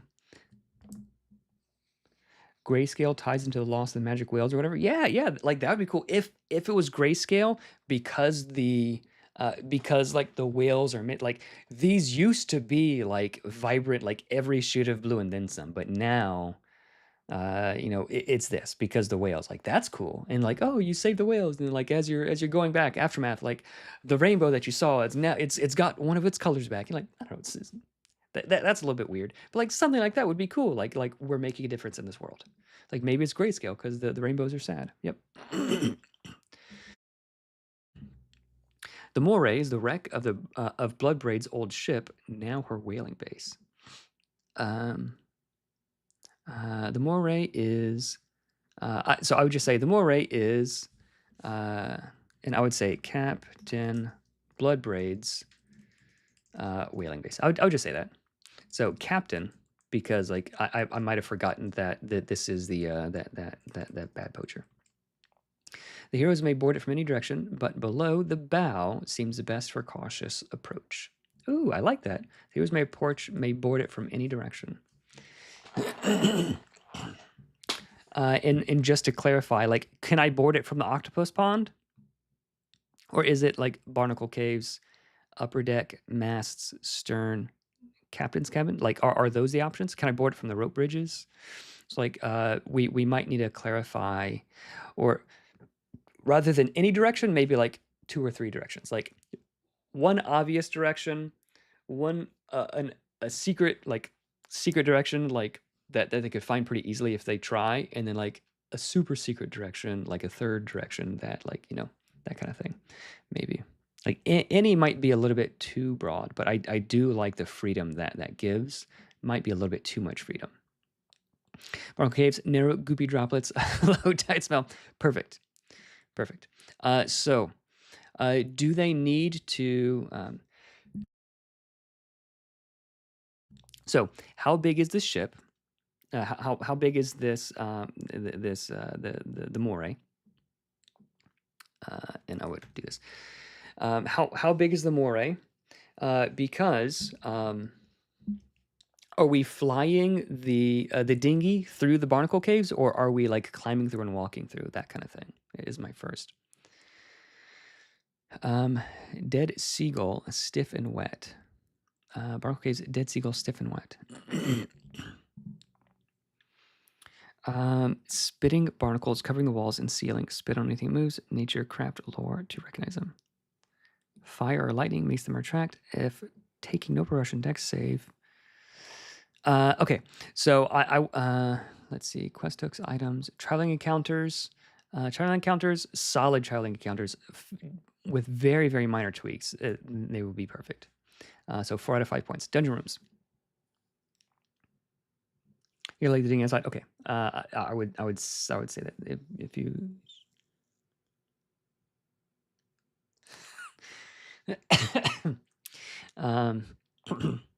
Okay. So this doesn't make sense to me. If take no precaution, dex save or take level gold damage recharges 1 minute. So dead seagull, stiff and wet. Okay. So I assume this is for foreshadowing. If this is for foreshadowing, then this might be like needed information for here. So you see a dead seagull.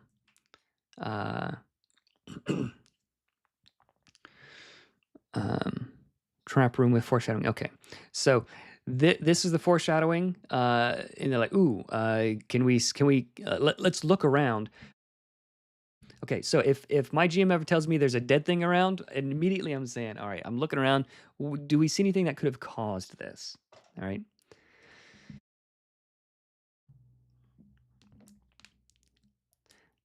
Yep. There's barnacles covering the walls and ceiling. So I would move this. Barnacles covering the walls and ceiling.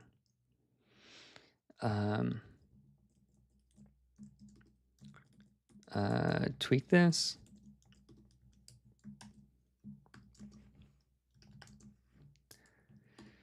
Okay, barnacles covering the wall and ceiling. Nagecraft lore. Okay, so like this is obvious. You don't need a perception check to see this, but this, do I know what these barnacles do? They're just barnacles. Maybe we can say like DC 12, Nagecraft lore, DC 16, fire or lightning makes them retract. So I wouldn't say if not dealt with before moving through.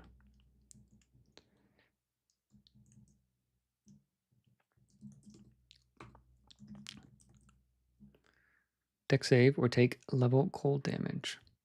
So cold, would cold make sense? They would spit gooey droplets. Like it seems like they would like take acid damage. So, so if the cave was cold, then instead of like low tide smell, we would say like a chill runs through there. Like, or like maybe we could say dead seagull. Maybe not stiff and wet. Maybe it could be like half of its feathers are like burned off.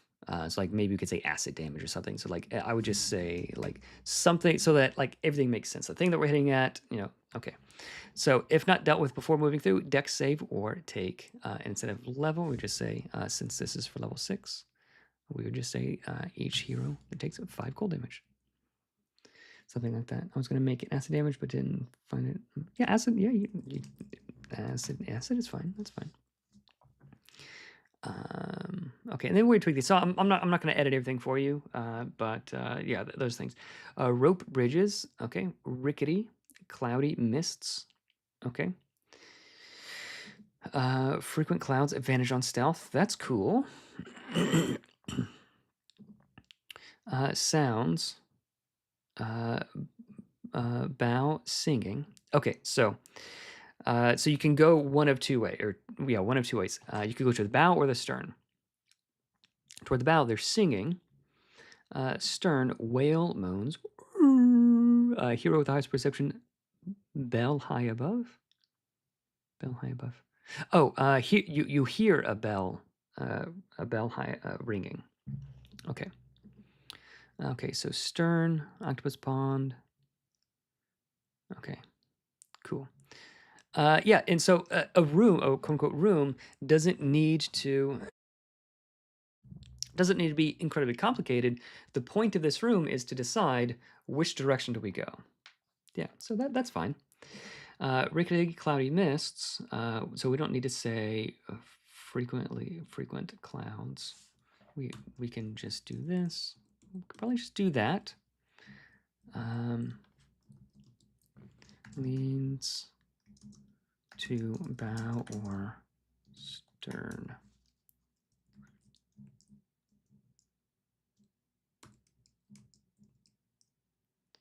Bow. Here, singing. I don't know, like something like that. Okay, a shattered hole. Okay, so I would just tweak this. So like if the Barnacle Caves is the assumed entrance, I would prefer having this before the rope bridges. There we go. So Barnacle Caves, shattered hole. Then you can get to the rope bridges, right? Okay. Howling winds and the creaking of wood, splintered and broken planks, many gaps, hanging ropes, sharp rocks below. I would probably have this. So there isn't anything for me to do with this information, but there is something for me to do with this information. I want to step carefully. I want to do this. There's some things might just swing from ropes, finesse to jump the gaps. 2 checks to cross, first failure, fall. Okay, yeah, all of this is really, really cool. All of this is really cool. I like this, like multiple different ways to do this. If you failed a certain number of times, so yeah, this would something like this would be like the intro information. Like how do you traverse this? Rope bridges, we just looked at that. Cargo hold, crates, barrels, sacks, musty. Okay, so like this is enough. So because the assumption is I want to search, like this is the cargo hold. I want to search the crates. I want to look around. Where's that smell coming from? Like this is pretty much enough information to work with. Food, salted whale meat. And I would do salted meat. And like have whale in parentheses, like because like I as a GM I can just tell them that if I want them to know that. Or like it's in parentheses, so it's like secret, right? Hardtack, grog. Okay. Generally, I tend to avoid just like alcohol related things, just in general. I might say like a variety of liquids or like something like that. Just so that like some tables don't mess with any of that. Like my table, we don't. Sailing tools, grappling hooks, nets, 6 casks of air oil. Cool. Yeah. So like this is like the loot area. Like the players will spend plenty of time in here. Cool. Cool. Examination or rat bite. Nice.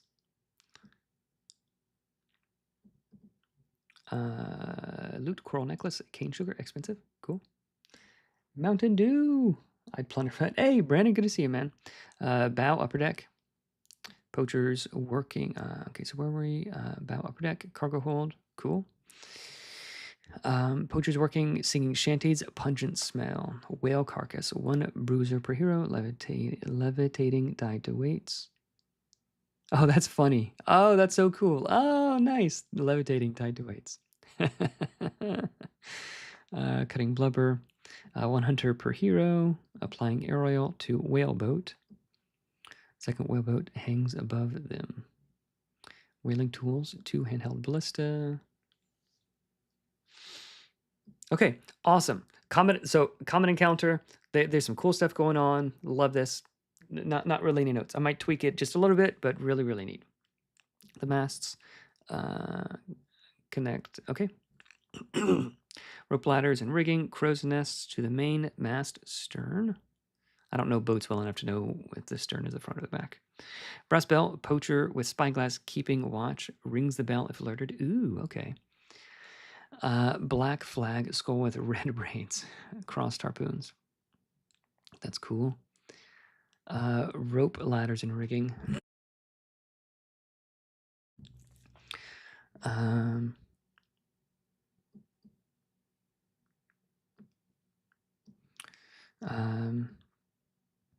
Zipline from the crow's nest down to the bow top deck. I think the crow's nest would be up here. Okay. If not alerted, we'll surprise poachers there. Oh, cool. Okay. The moray is almost incapable of sailing, but unfurling sails in only 1/2 causes them to drift out of sync. That's funny. Bow.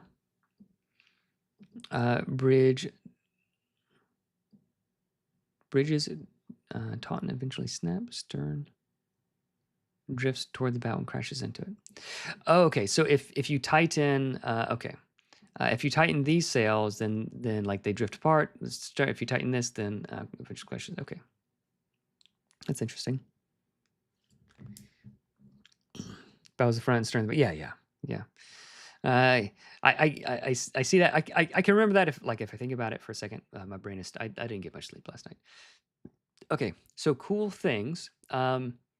So if part of the quest is like if they get information, maybe the pirate in the dinghy or the cookie or Taters, the guy they meet on the way, they tell him like the only way you're gonna get braids to stop hunting these whales is you gotta destroy your whaling ship, and then like you gotta lower the sails on 1/2 of the ship, and there's like someone like I would never think about this. Some groups might think about it. Like a minority of groups would probably think about, oh, I'm going to lower the sails on 1/2 of the ship in order to like break it apart or make it crash. And like, this is such a cool idea. I'd hate for a group to miss it. So I would have someone spell this out. Cruise quarters, hammocks and snoring, poachers sleeping, hammocks strung everywhere. Our table, sea shanty songbook, alarm, assassin's hide. Nice. Oh, you did the parentheses. I mean, that works. Like it's very clear. I did that as a joke, but that does make sense. The brig, poorly lit sails. Okay, so cruise quarters here. Okay, so you go here, cruise quarters. I love how there's a pond and like a barnacle caves and stuff. Just I love everything about this. I want to play this adventure. I wish I could forget it and then play it. The brig, poorly lit cells. 3 bird folk rangers captive. Ooh, okay. Poachers. Okay. The brig, octopus ponds. Where were we?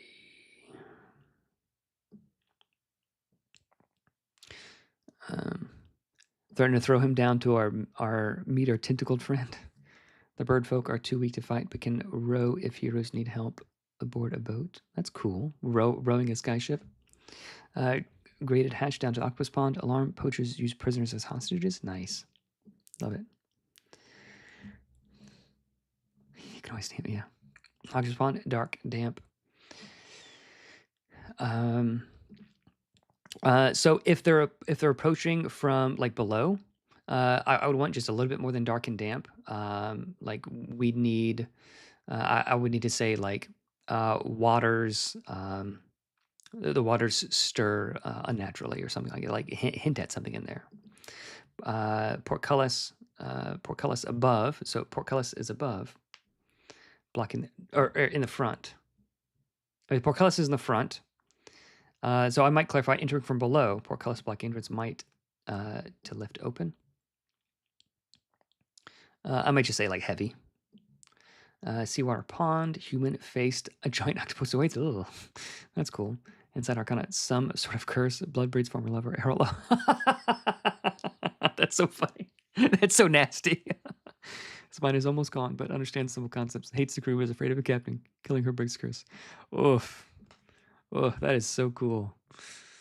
Is that too gruesome? I don't think it's too gruesome. That's funny. That's so funny. That's so funny. Maybe instead of this, so my like this is such a cool idea. My worry is this is just a monster. They would never like, oh, what's your name? So maybe the poachers, they would say, we're gonna throw you down to meet Errol. Because like Errol is such a cool name that like, oh, they named the monster Errol.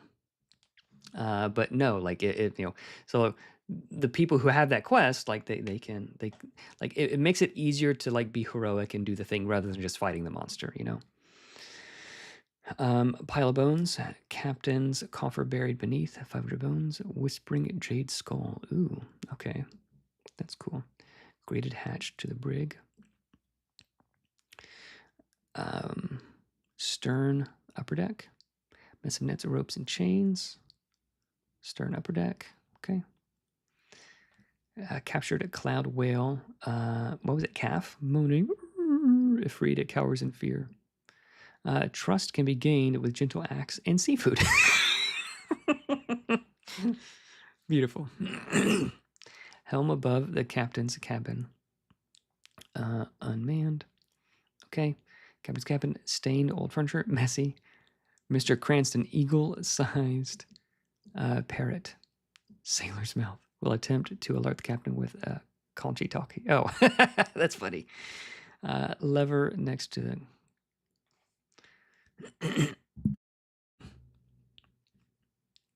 lever next to an octopus sign opens the octopus pond portcullis. Scrimshaw etching of a landscape treasure map. Ooh, I like that. Man, you got treasure everywhere. I love this. Mr. Cranston, eagle-sized parrot. Locked chest. Wood pattern, visible eyes. False bottom, long question notes. Higher to see which the curses lover to breathe water like the slimy creature he is. Oh, nice. Marooned the old cook wanted to tame a whale cub. Delicious oils perpetually. Oh, okay, that's cool. That's cool. Arm. Okay. Okay, so this is Captain's cabin. So she's in the cabin. So my one question, Pablo, is Errol Flynn reference. Oh, okay. So Pablo, is the captain in the cabin? Right hand missing, replaced with whalebone harpoon. Okay, yeah, that's cooler than a hook. She arrives when the heroes are looking to leave, sooner if alerted by... Okay, so she's just... She resides on a flying whaleboat alongside. Okay, so she's not on the ship. She lives elsewhere. Okay. Yeah. Throws harpoon first, then jumps aboard. Halfway through, gargantuan scarred cloud whale arrives, following the cubs. Okay, its father can attack anyone on the decks, but rams and bites poachers in the rigging. Okay, so we've got a lot going on here. Pablo, this might be like a two shot. Like there's enough there's enough cool things here that I might want to like separate this out into two. Like so if your adventure is so cool that like I want this to take longer, then that's a really cool adventure. Aftermath Cloud Whales. So this adds a lot. This adds a whole lot. Yeah. And then like if she is its own thing, so this could be like Captain Bloodbraids is like she's not there, and like she's off doing something else. Yeah, she's out hunting. Um, yeah, so like if there's gonna be like this many fights and like you're fighting the dad or like there's things happening like there's a lot going on here. So aftermath of Cloud Whales, after confrontation, a pod appears to guide the cub back. As they fly away, the heroes hear their song. Okay, cool. Her plans are thwarted, but she escapes. She swears her vengeance. I would love to see Captain Bloodbraids escape. So, like, this is an epic encounter, and then when she is bloodied, or when she is brought to her last stand is like she jumps overboard. Yeah, yeah, the dad helps you, but like, it's a cool cinematic thing, and maybe it could be like a thing in the GM's pocket if the heroes like fought a bunch already and they're injured and they're losing the battle with Captain Bloodbraids, the dad the whale cub the whale calf starts like yelling out like a new moan, like sees you fighting to rescue it because like whales are smart, and it lets out a new moan. Ooh, I wonder what that is. And then like the next round, like the dad comes and like does some like it helps. It's a pressure release valve. So in the GM guide, like some of the most important things that you can have creating like adventure rewards or like story beats or release valves, like that kind of thing. So if these heroes are like doing this and they're losing the fight, yeah, the dad comes and helps. Otherwise, like maybe the dad doesn't need to come help. Maybe you can keep that in your back pocket for like the next time they fight Captain Bloodbraids, like for part two. So she swears vengeance on you, and she jumps away. um, I think that would be pretty cool. Morris, if rescued, he opens a tavern for hope. Free drinks and life for the heroes. Cool. Errol, if he survives and the curse is broken, he reunites with his aging mother. He disappears 2 months later, chasing another. Birdfolk Patrol. If helped, they declare the heroes as allies to their cause and give them a token of allegiance. Okay. Awesome. Pablo, this is your best adventure that I've ever seen you write. Dungeons, some minor tweaks, but yeah, I'm giving you an 11. Conclusion, I'll say 4. Internal consistency, we'll say 2, like it just a little bit. Yeah, 32 out of 35. Fantastic. A plus. Like very, very cool. This is an awesome adventure. I'm excited to like I'm already thinking about like getting art for this bad boy. So like, yeah, really cool, fantastic, Pablo. Well done. Two really big thumbs up. Okay, so who I think I've got enough mental bandwidth to do one more. If anybody would like to volunteer theirs, otherwise I'll just pick one. Actually, I'll be right back. I'm gonna take a bio break.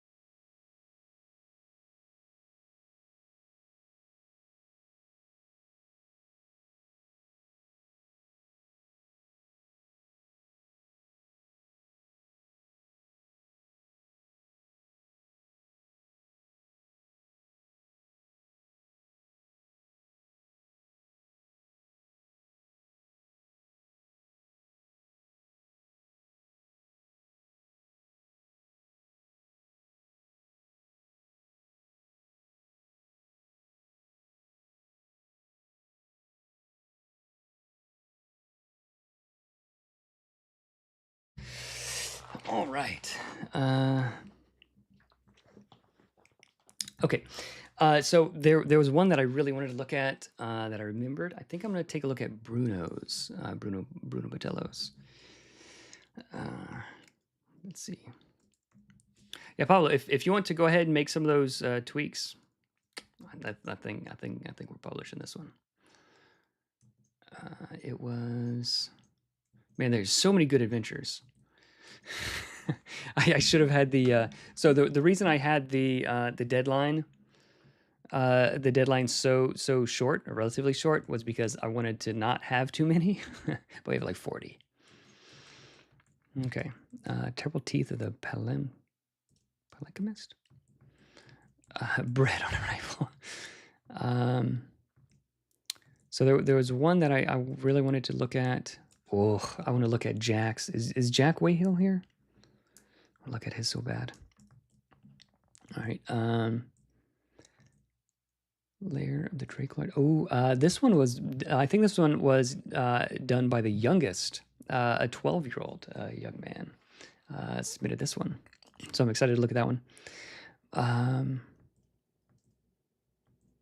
Behold, Stench and Rat. It's a great name. Where is it? I would love some cool stuff happening in the Red City. I think that would be really sweet. We'll take a look at that one. Where is... There it is, this one. Okay, so I think I'm going to do this one, and then we'll call it.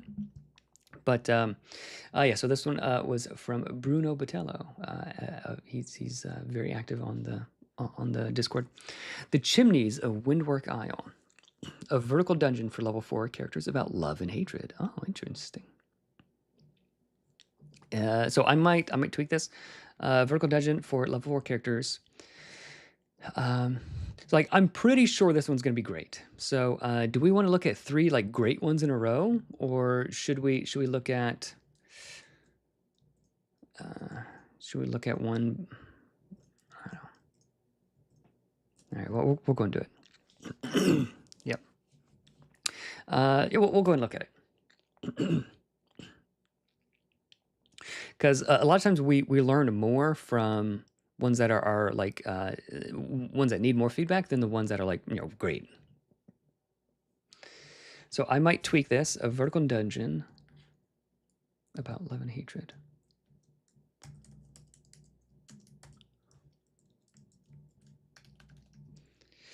Okay, Windwork is an islet on the northern coast of Farhope. It features rough waves and no anchorage points. On a plateau-topped rock formation in a cave system called the Chimneys. The lower cave entrance presents itself only at low tides and takes you all the way up top. Windwork has always been a nest of harpies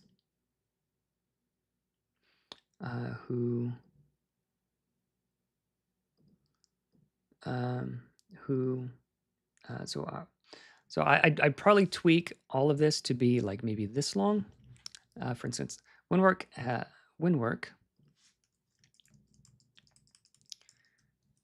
nest of harpies, home to a nest of harpies who have recently turned against sailors and caused countless casualties. And financial loss to local tradesmen as well. Okay, I'd regret just a little bit, but okay. So what's going on? How excited am I to run this? How excited? I'm pretty excited to run this. Bruno Botello.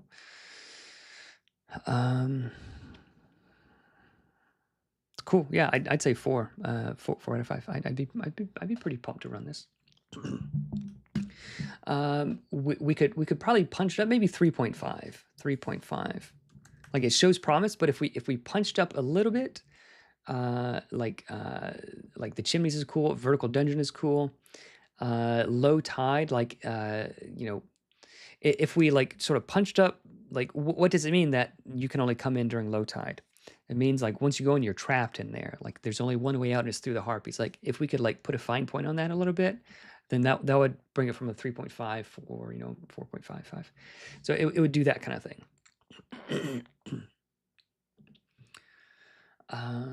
Okay, so home to a nest of harpies who have recently turned against sailors, causing countless casualties. So again, if we just like causing like that ends on a cooler note, I think. And then like here we can say, oh, and like we can like that bit that we deleted. The guild is hiring adventurers to burn the nest. Hey, Matt. Good to see you, man. The guild is hiring adventurers to burn the nest.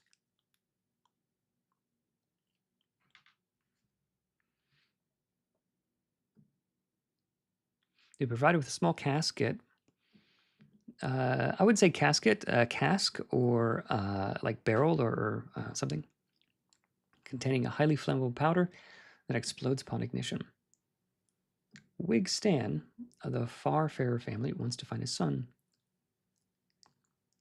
Cuthred, the leader of the previous attempt to burn the nest. I tweak the names. Those are a little bit weird names. But that's a cool thing. So it's not just, so I want you to find my son. He was the leader of the previous attempt to burn the nest. Okay, that makes it a little bit cool. This is cool that you get a flammable thing. So what I would do, I don't know if Bruno's done this, I haven't read this yet, but if you don't pick this one, then I would say like they can find this somewhere else. Like so if you don't pick this, if you're not given this, you can find this. It was maybe left by the previous expedition, just so you can like still have all the cool options that come with like having an exploding thing. Going into paying for information regarding systematic disappearance of Farhope. Okay, this one is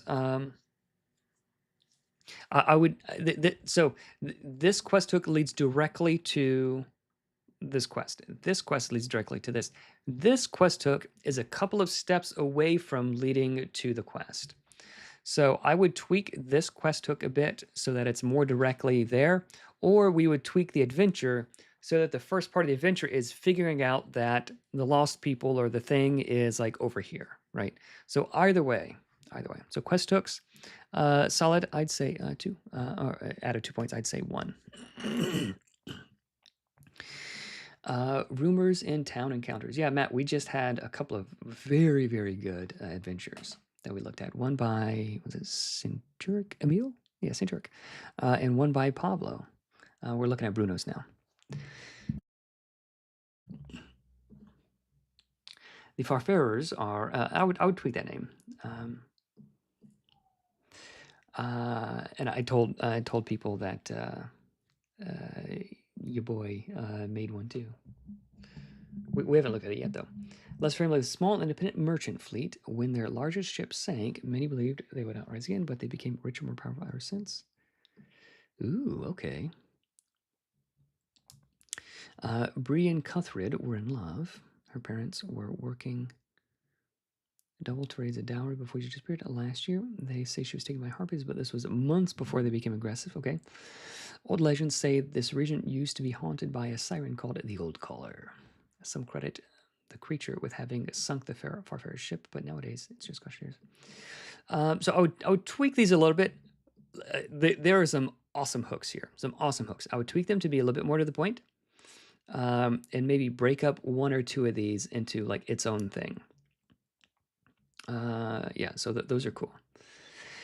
But these are like the exact kinds of things that I would want the heroes to figure out along the way. And maybe the what's going on, like the lower interest presents itself on, so like some of this, like this could be just part of the adventure. Like I don't need to know this when it's going on, but it sounds like there's some like pretty deep like political intrigue happening. I want that here. I want that here, like as some of the first things, so that like I know so and so, like these two are in love and she went away and then this happened and then like now like things are happening. Okay, so that's what's going on. And now the rumors are blah blah blah blah blah blah.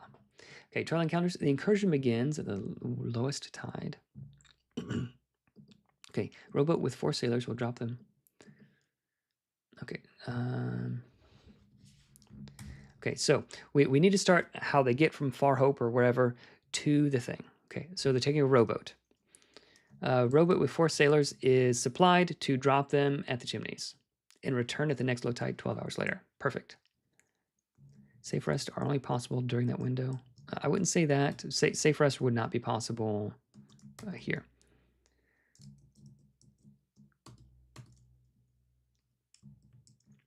Okay, yeah, something like that. So like this is just information for me. It's like this is not an encounter yet. Okay, so while they're on the rowboat, a rogue wave, a massive sudden wave forms. Players must make influence or might skill challenge, to help the sailors steer the boat. If the boat capsizes, the powder keg is wasted. Okay, that's interesting. So this is assuming that they took the first quest hook and not the others. So we want to make sure that we clarify that. So can the quest continue if the boat capsizes? So maybe if the boat, so maybe it's not that the boat capsizes, but the boat like fills with enough water to ruin the powder keg. So like something like that. Like no matter what happens, the quest must continue, right? There shouldn't be a single point of failure. So I would like to see what does an influence or might skill challenge mean. So it shouldn't just be like, all right, insert cool thing here. Like, no, just give me the cool thing. So the party needs to succeed on 4 skill checks, or they need to succeed on 3 skill checks before failing 3 times. What do you do to help the thing? So like something like that. And you could even like include a couple of ideas like influence to like encourage the sailors to row harder, or like take over for one of the rowers and just row yourself, or like I'm gonna find like I have a bucket with me, I'm going to use the bucket. All right, well that automatically succeeds. I'm gonna use the bucket to like help bail out the boat, like that kind of thing. So maybe instead of rogue wave, it could be like rough waters, since this is happening over the course of a thing. So great idea. Explain what this means. So if they get 3 failures before 3 successes, then the powder keg is wasted. Cool. There she was. Okay, so let's keep going. Cool idea. Scouts. So do we go here? Where's the next line? Ooh, that's weird. Okay, so we go down this way. 4 ochre jellies feast upon decaying bodies. Did players speak of the dead? Or is it here? It's probably here. Harpies hurl rocks from... Okay, so as you approach, harpies hurl rocks from above. Sailors raise their shields, but players have 3 options. Okay, so this is cool. Harpies, so I would say instead of hurl, because harpies aren't like particularly strong, maybe drop. They drop rocks from above. Sailors raise their shields, but players have 3 options. Row to the entrance. So I would say sailors stop rowing to raise their...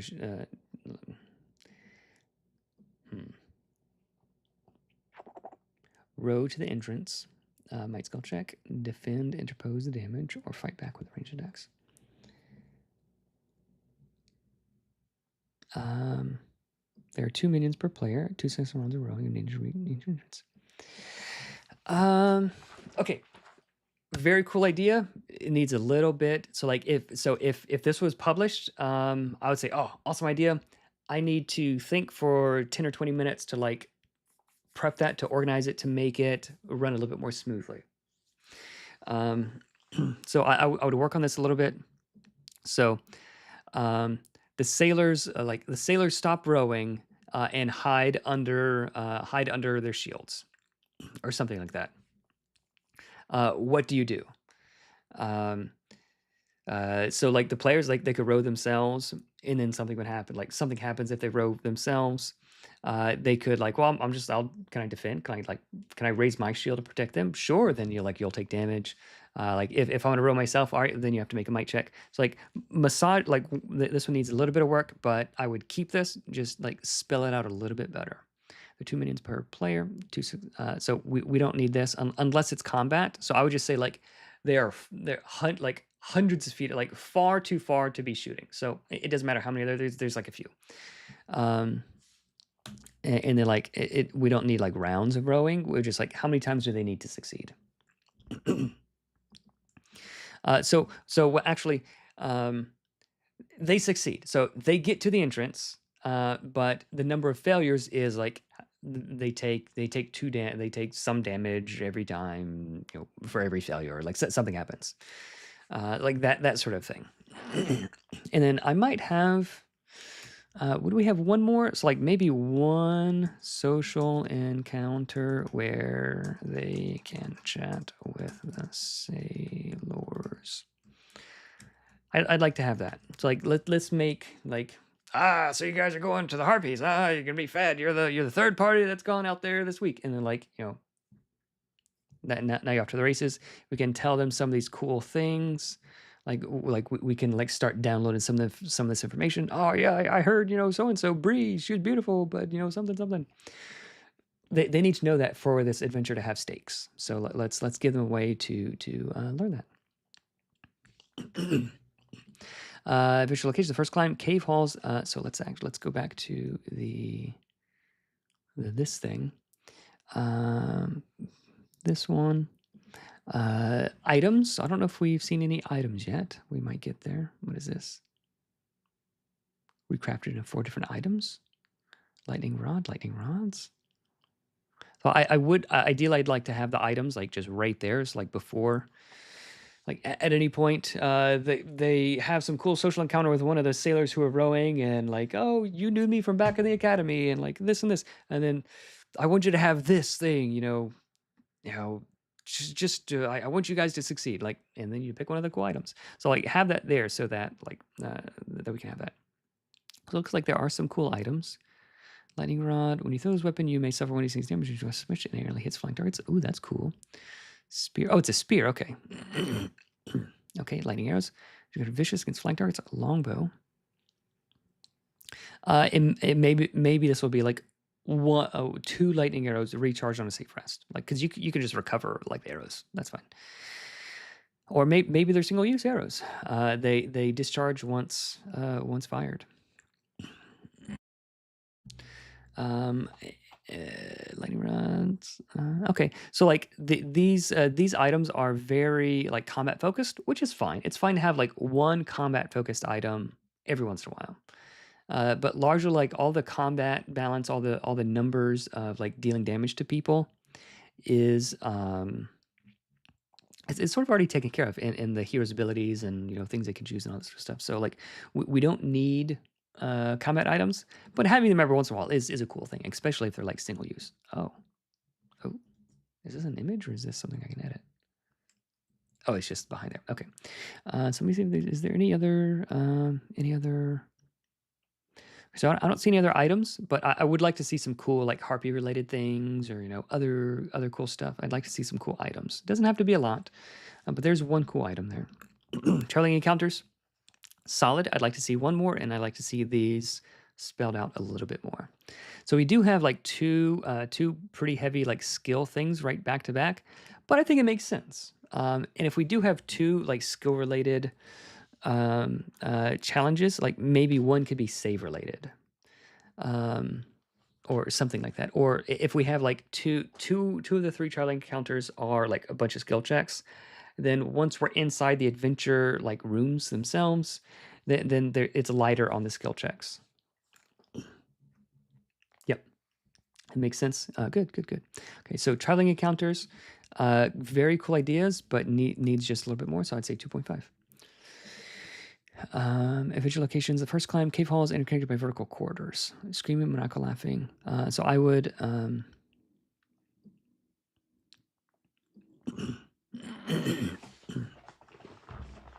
okay.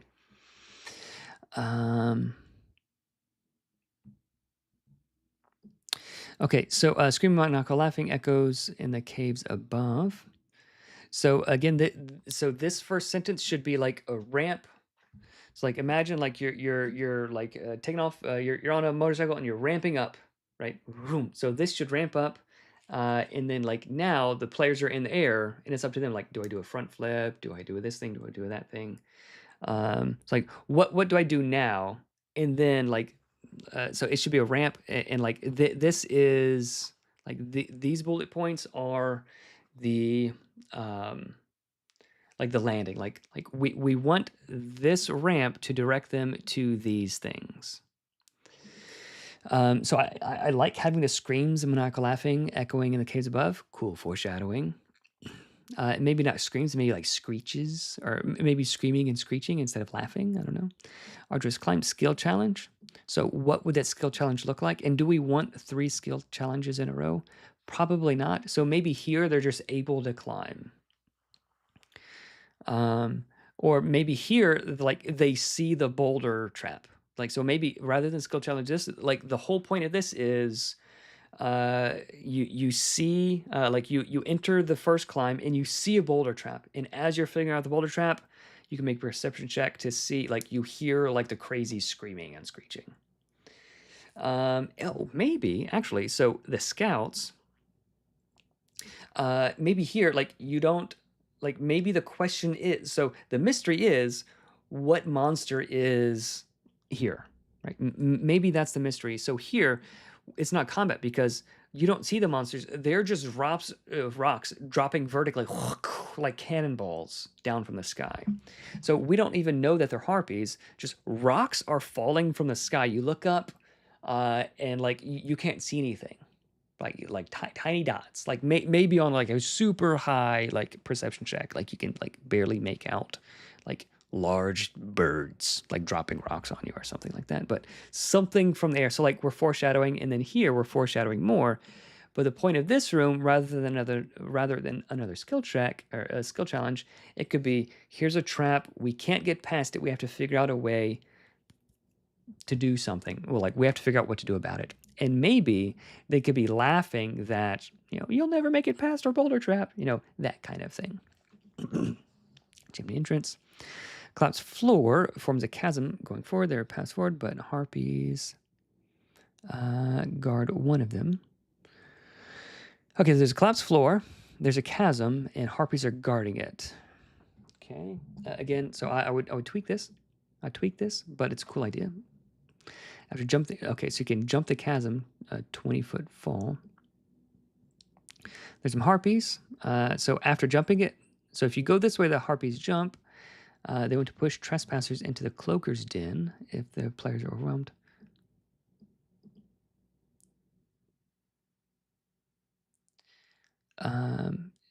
Okay, so I would. Okay, so this next thing, just combat. It's perfectly fine to have just combat. So, but what are the choices here? Like how they engage. So maybe if you go this way, it's a little bit more risky, but you can get the jump on. You can get the jump on the harpies, but you're risking something. If you go this way, like clearly, like they will see you, but it's safer to go that way. And then there's the fight. And the fight is interesting because like they're not just trying to kill you; they're trying to like push you down into the thing, which is fine. And how? Let me see. Cloaker, chimney entrance, cloaker's den, landslide path. I'd be interested to ask Bruno if he made if he drew this map or if this is something that he found, because this is a really cool map. I clarified a little bit, but it's really quite cool.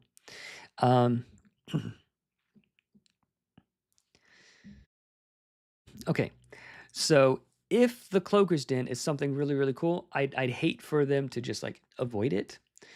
So what happens if just one of the heroes is pushed into the cloaker's den? Now all of a sudden we have like a separated combat. So I'm concerned about that.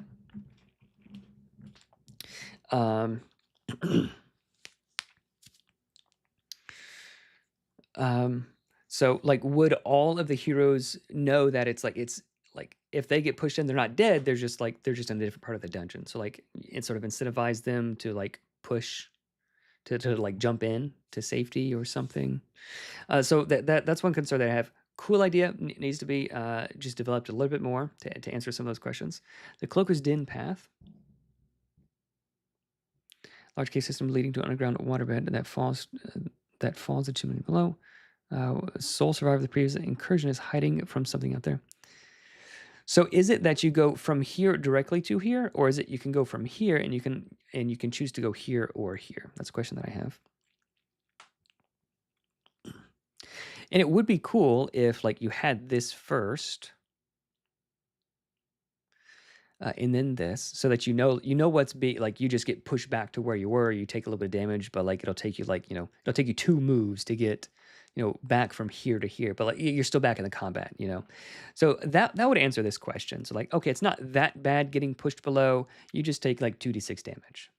That kind of thing would be perfectly fine. And then and you can run back up, 2 actions, you're back up, and you're in the combat. You take 2d6 damage, takes you 2 actions, but you're back in it, right? That's fine. That's fine. So maybe we'll swap this with this. Soul survival. He can explain what's going on. Cuthred blew the entire group, himself included, when he found out the Harpy Queen was Bree. Okay. So this, so like we can just say like he explains what happens. All right. And then like what happens like goes here. Like, so I as GM, I need to know what's happening already.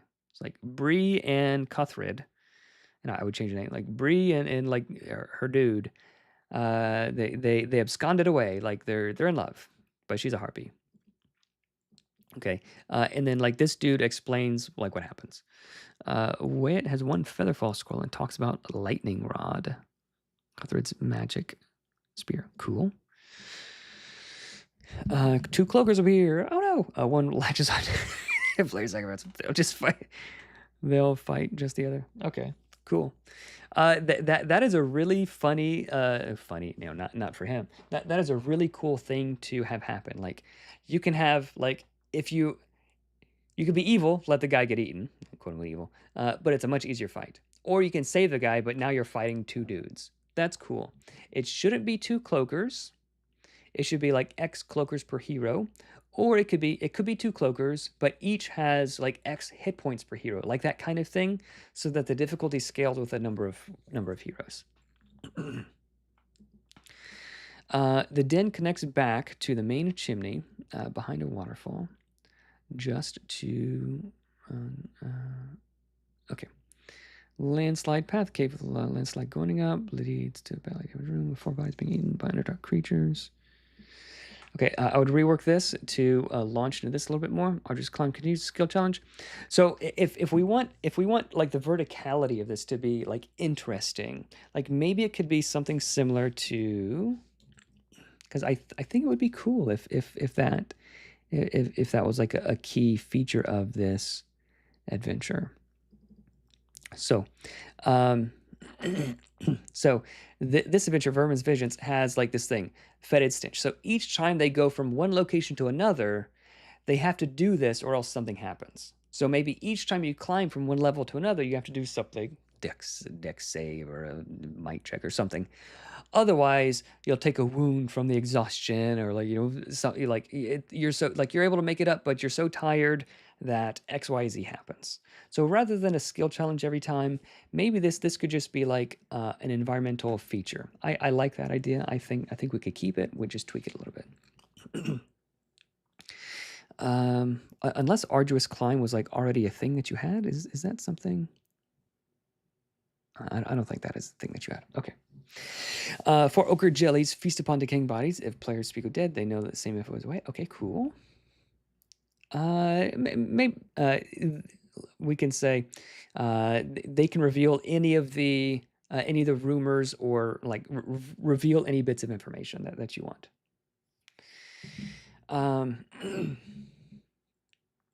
Can heroes speak with dead at this point? I don't know if any heroes can speak with dead at this point.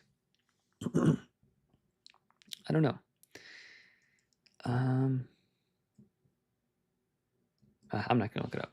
So that is a question. Can any of the heroes speak with dead? That is a necrotic utility spell. Maybe a scroll. Possibly. Yeah. Like maybe one of the bodies like has like there's like a backpack that has some information on it, or like something. Yeah, you could hide a scroll or wand earlier as a secret reward. That's cool. Yeah, you could do that. Um, you could do that. Examination check. This room was exploded by the cask, by the bomb. All the bodies were torn apart. Oh, okay. That's cool. I mean, that's kind of yucky, but it could be fixed or recrafted into 1 of 4 items. So that's cool that like you get your choice of like 1 of 4 items. That's a cool idea, but it's a little bit meta. So like here, choose 1 of these 4 items. It might be cool enough. Like it might be cool enough an idea to like to permit like the meta-ness of it. Or you could just say like if you have a hunter in your party, like it's shattered, but you can like craft it into arrows if you want to, and like maybe on the crafting check, you get a 1d4. You get d4 arrows or something. I don't know that this many words needs to be devoted to like this much space in the adventure needs to be devoted to this one item. Like maybe it's broken, it's shattered, it's arrows or javelins. Like it could function as an arrow or a javelin. But maybe, perhaps we'll see. Hunter character or a high examination will piece together the barrels exploded by lightning. Oh yeah, that's cool. So so I'd rephrase this: DC 14 or something. DC 12 examination. The barrel was exploded by the lightning rod. Okay. Hunter succeeds automatically using their ability. Large balcony in the central space of the chimneys, extremely humid. Chimney's balcony, arriving before the landslide. So same comments as before. This sentence should be, and what do I do now? Arriving from the landslide path activates a boulder trap before the encounter. 1 harpy per player. Attacks for 2 rounds and flees. Okay, I do like having giant spiders in here. I like having giant spiders in here.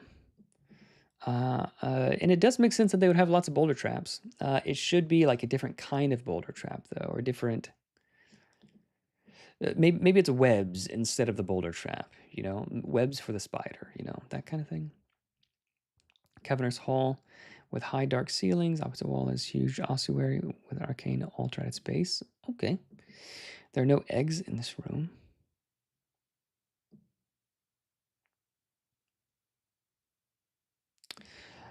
Just old bones, torn people in different stages of transformation. Some have feathers, bird feet, serrated teeth, and some are just moaning with bones being unnaturally bent.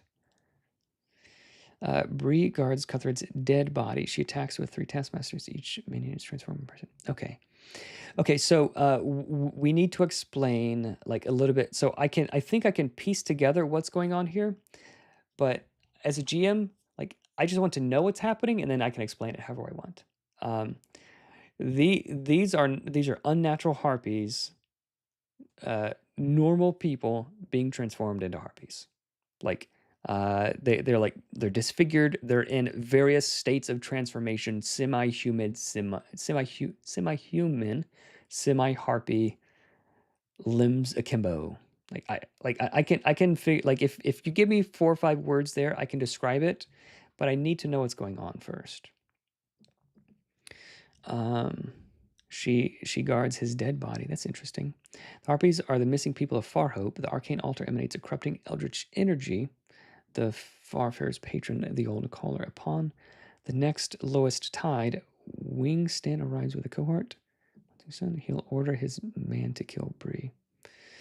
If she enacts revenge, her transformation will be complete and her mind will be lost. If she overcomes hatred, she can remain as... Okay, so there are so many cool ideas here. I very much... I would very much love to publish this. It needs a little bit more work for clarity.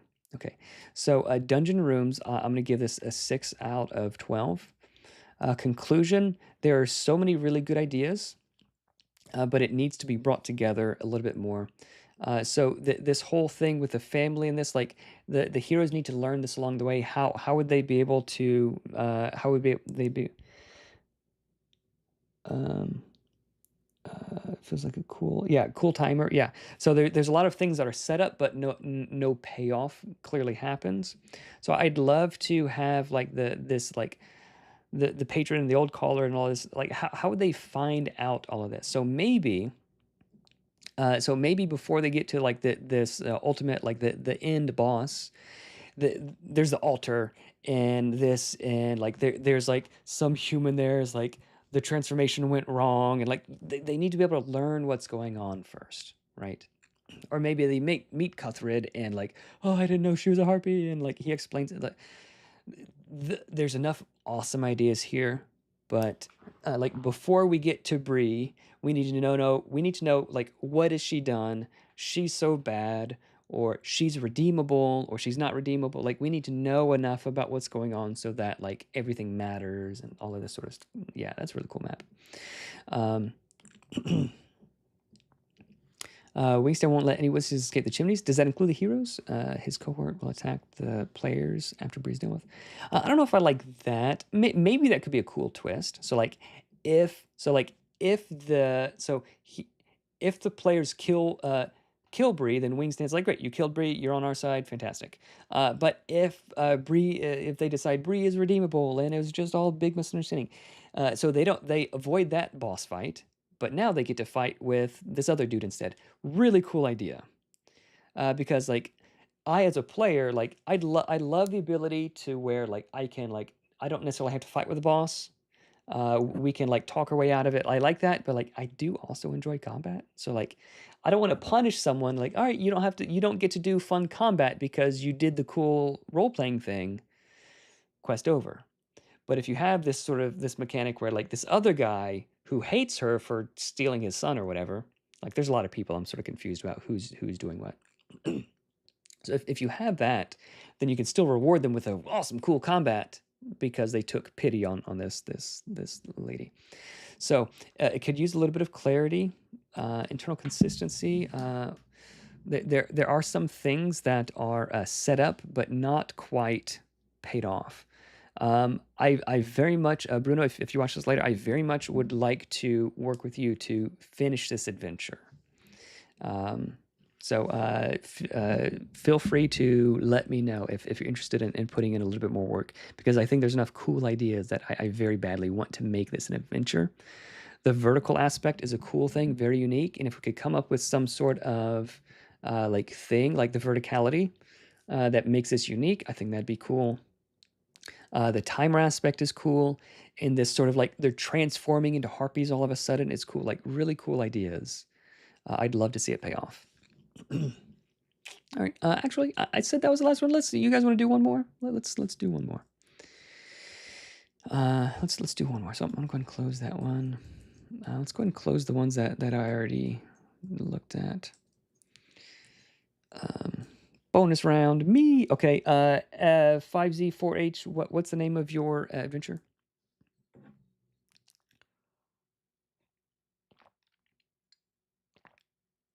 Level 9. Here's the level 9 one. What is it though? Riches of the Sea. Behold, stench and rot. It's like you know it is such a cool name when like every time I see it, I just want to say it again. What was the name of it? Riches of the Sea. All right, let's go here.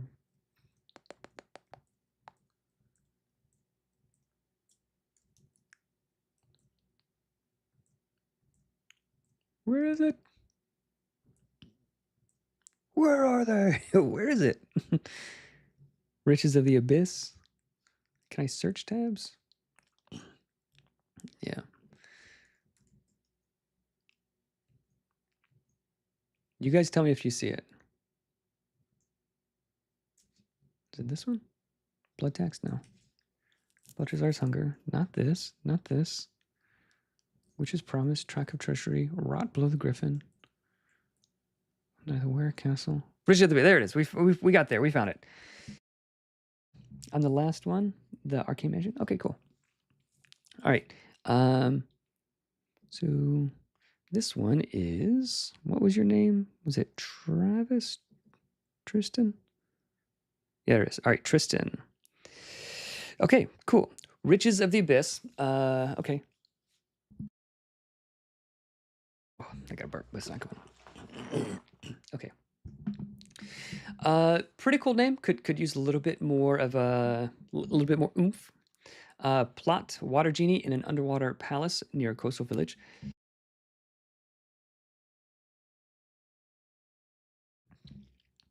Okay, so I'd love to see like a little bit more rather than like a plot. Like what's going on? What is the genie doing?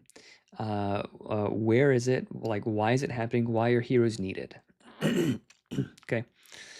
So hooks, fisherman sees. Okay, so that is the so that is the so there's not enough information for me to want to run this. So I have to give you 1 point. I'd give it 0. So not that it's bad. It's not a bad idea. There's just not enough information for me to want to run this. Okay, so just to sort of show you what I'm talking about, because this isn't that it's a bad thing, it's just a format thing. So let me show you. Um,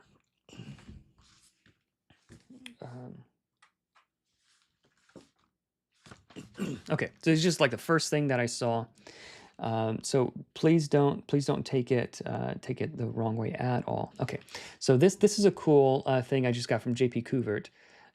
The Frozen Ascent, a 3rd level adventure for Shadow Dark. Okay, fine. Do I want to run this? There's a blurb. Okay.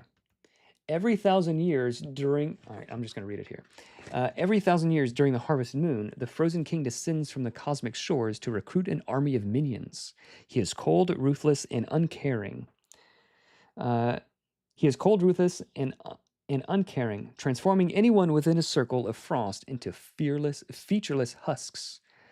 The heroes will ascend, becoming fearless warriors who fight.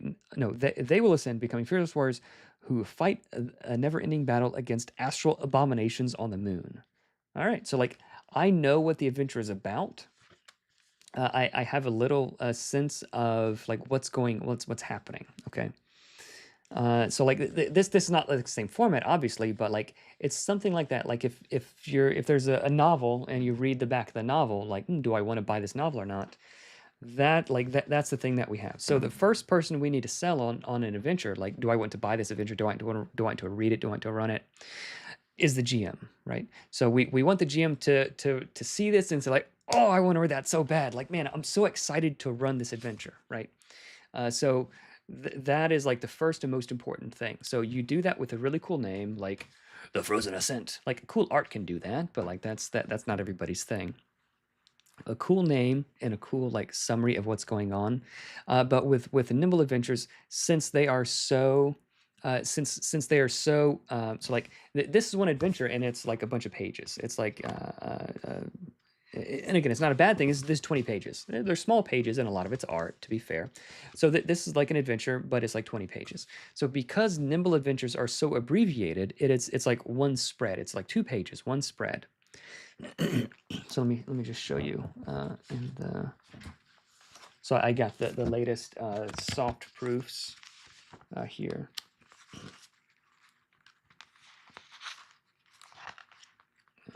Where is it? Okay, it's like this spread. Let's go to face.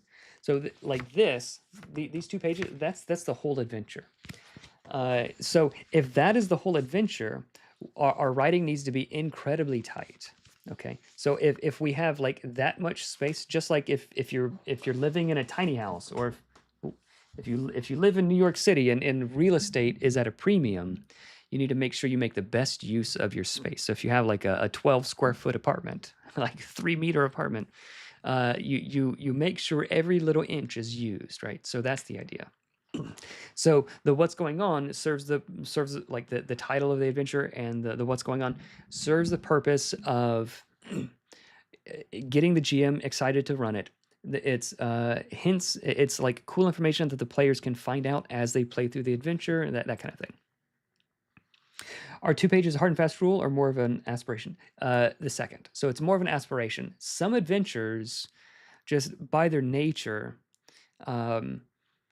are going to be longer than that. So the reason why, let's just go over here. So the reason why the adventures can be one spread. So like once, like it's basically one sheet of 8.5 by 11 paper, just one side. So the reason it could be so abbreviated is because we have external information here. Like we know what a lot of these things are already, because like there's background information, and like there's those kinds of things. Okay.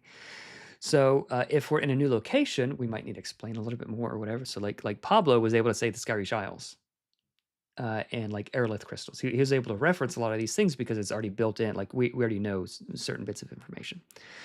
So that said, so the introductory adventure is like one spread because it's very short. And this one is like, it's 3 pages. And then this one is 3 pages. Or it's a little bit longer. Because like there's more, one, because it's for new GMs and there's more information than you normally have. But because like we want, so the number one goal is we want the adventure to be fun to run. And a GM will never run it. Well, a GM is less likely to run an adventure if it takes a lot of work, right?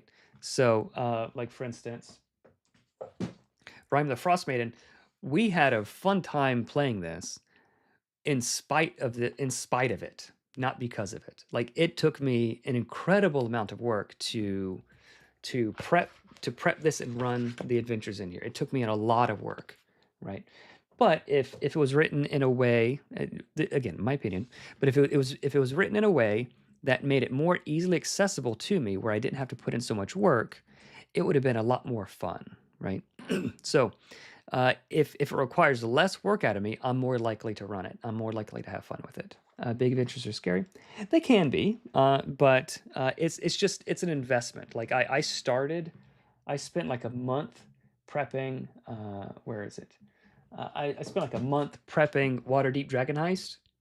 Like going deep on it, like going to the Alexandrian and his remaster of it and stuff. But I sort of just chickened out. Like it was too much. Like I was like, man, it is too much, right? Too much to do. Could it have made a cool campaign? It could have, but it would have been like because of the additional work I put in. So I want GMs to be able to put in additional work only if they want to, right? But if my buds said, "Hey Evan, let's play something tonight," I want to be able to say like, "Sure, give me 5 minutes, give me 10 minutes," and I could be ready to run like Pablo's adventure or Centuric's adventure or Bruno's adventure. Like I want those adventures to be able to just like be able to run easy. But if I do have like if I have like a couple of hours to prep, I can like add things and do cool stuff and like develop the characters more. I can do cool things like that I know my players like. But I don't need to do that if I don't have the time or if I don't want to. Okay. Yeah, I had to run Greenland's base as a backup last week. It was super quick to rep. Fantastic. Like that's exactly what I'm going for. I see I'm making the DM work too much.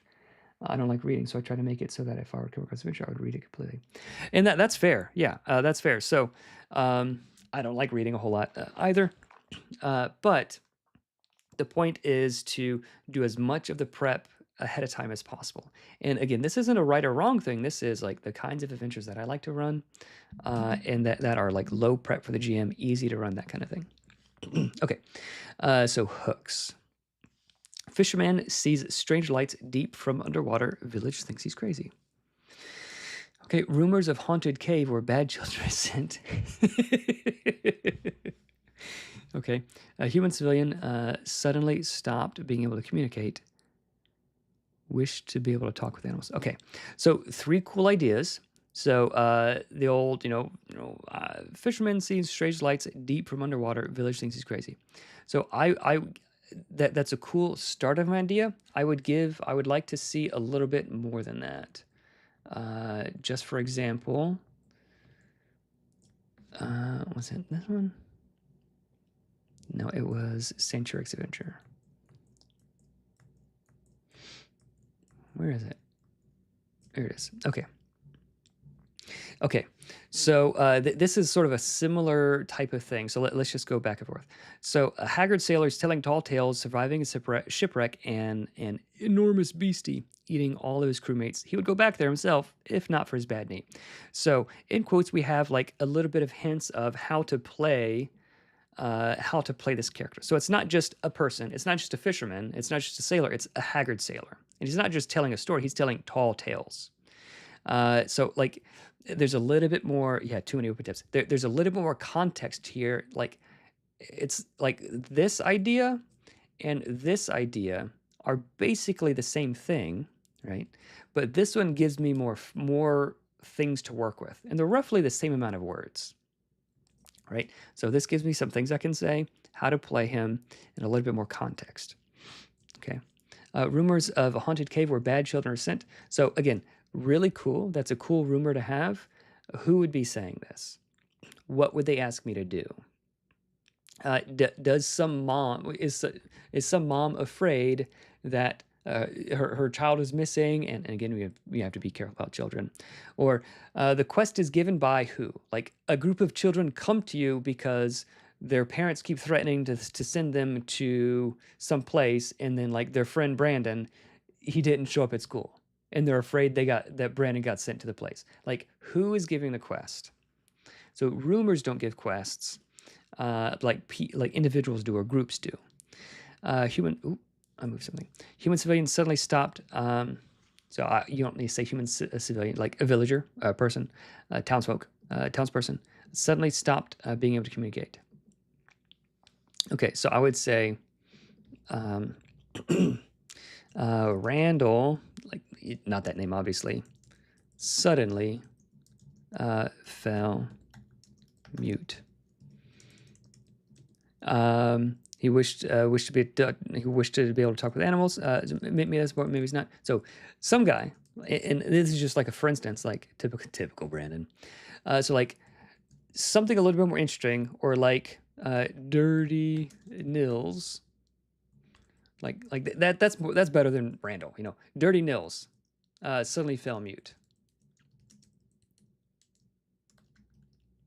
Village hobo, or like village crazy person, or like pick whatever you want.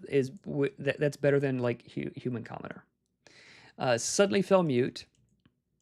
So what would happen if this guy suddenly fell mute? Maybe he would constantly draw pictures in the dirt, trying to communicate to people something, right? And that would make for a really interesting quest hook.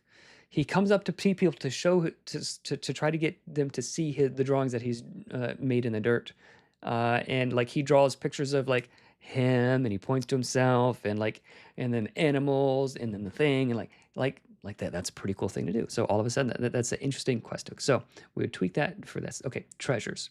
So quest hooks. So the ideas are there. But they need to be worked on a little bit. But you do have enough quest hooks. You do have some stuff going on. If we tweak them just a little bit, I think they'd be a little bit more interesting. So half a point out of 2 points.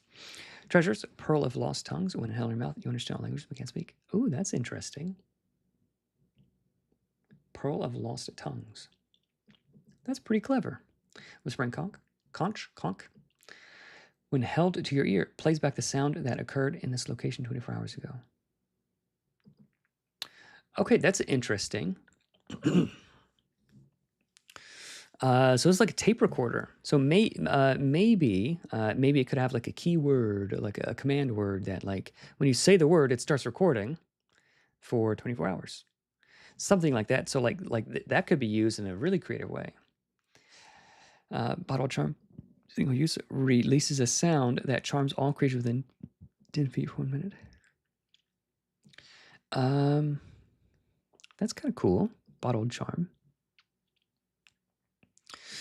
Echo rock. Like charming all creatures is pretty powerful. All creatures is pretty powerful within 10 feet for 1 minute. And 1 minute is kind of short. So if we keep 1 minute, it should just work. No will save. Like it's tight. And if there's no will save, it should be like the closest creature, like that kind of thing, or like the first person to smell it, or like something like that.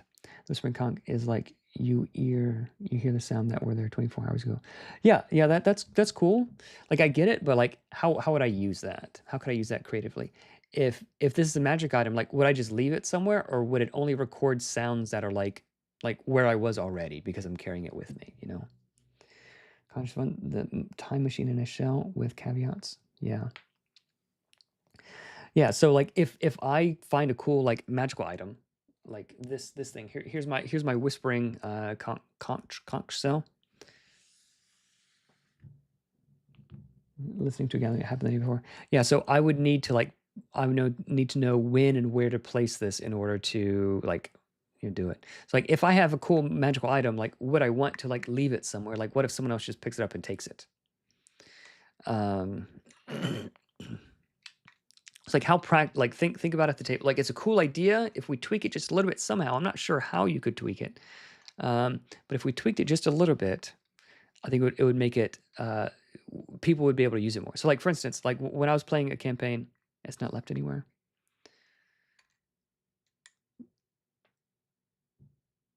So like when I was running campaigns, I would frequently give my players the alchemy bottle. I think like some bottle where it could pour out like any liquid you wanted. A 5e item, but like my players like never used it. I was always like a little bit disappointed they never used it because like you do cool creative things with it. So if there's something like that where like if they had to like leave the bottle into place and then do some things, if it was harder to use a creative item, like they would be even less likely to use it. So if I find a cool item, would I want to leave it somewhere and then come back 24 hours later to hear what was said when I wasn't around? I don't know. Okay. So a very cool idea. It just needs to be tweaked a little bit. Echo Rock, when hit, plays back 10 times louder. 1 minute of sounds recorded per second. Okay. So maybe combine this with that. Or like Echo Rock, when thrown, it sounds like a much larger boulder. Like that kind of thing. That would be cooler. That's a cool item information. You know, something cool happening yesterday. Yeah. Yeah. Okay. So items. Yeah, I'll give you 2 points. 2 out of 3 points. Some cool ideas. Exploration events. Mayor has contract with the Merid, half the food supply. Is a Merid a thing? A Merid. Okay, a Merid is type of devil. Creature, 5e. He's like a genie or thing? Genies, okay. Mayor's contract with the genie thing. Half the food supply of the village, and they won't be attacked. Okay. RP mystery plus investigations. So this is sort of like a insert mystery here. So Merit equals water genie. Forgot to change it. That's fine. Yeah, that's fine. I was able to figure it out. I wouldn't include like insert a like in the box says something really cool here. Like I could come up with something, but like don't make me come up with something. So this could be like part of the plot or part of the backstory. Cool. Mayor made a contract with this water genie, this water elemental thing, to give a bunch of food so that they won't be attacked. That's a cool backstory, but this isn't an exploration event. So like we want the heroes to go to this underwater palace. Okay, so we want the heroes to go to the adventure place. What does it look like when they leave the village? So you want them to go to the palace and they're at the village. What happens to them as they're going from the village to the palace? That's what these are supposed to be. So this is more backstory, which should be helpful here. So that's starting to make more sense. Town's alchemist secretly is the one supplying the food because he can brew water breathing potions. Okay, so Town's alchemist can make water breathing potions. That's very important if we're going to an underwater palace. So that's very important. You know the gather ingredients needed by the alchemist to make the potions for your party. Alchemist lands you a big enough component pouch. Secretly thinks he is sending the party to their demise. Okay, so some of this could be backstory, but yes, so this could be a quote-unquote exploration event. So first you need to gather supplies. Okay, so what Tell me what happens when the heroes go to gather supplies. Is this naturecraft checks? Are they going to encounter some combat, or are they do the like? Why does an alchemist already have supplies? I see here ingredients decay if not used, right away. Okay, so maybe they have short expiration date. Why wouldn't the alchemist have his own supplies already? Well, because it's dangerous to go into the woods where the supplies are. Like, give me a reason why. Like, make it make sense to me. Like, you're an alchemist. You're wanting help, and you don't just have these like lying around. No, because this. Okay. Well, it makes sense. So now we'll go here. So that's what it means when we say internal consistency. Okay. So this could become a cool exploration event, but half of it is like plot or backstory or secrets and rumors. Half of it could like half of it. The other half is like could become a cool thing. Yeah. No worries. No worries. Palace Guardian, giant spider in the cave, a shark in the water. Okay, so explain what that means. So you're going from the village to the underwater palace. So one cool event, exploration event could be like gathering supplies, and maybe that's a big event. Maybe that's like worth one or two or three things. Maybe that's all of the events. That's fine. But like you go from like, all right, so now you're swimming underwater and you're going down to the underwater palace. You're not at the palace yet, and on the way, like yeah, you encounter a shark or a something. Cool. Tell me what the shark does. Tell me what choices they have. Can they hide from the shark? Do they have to fight it? That kind of thing.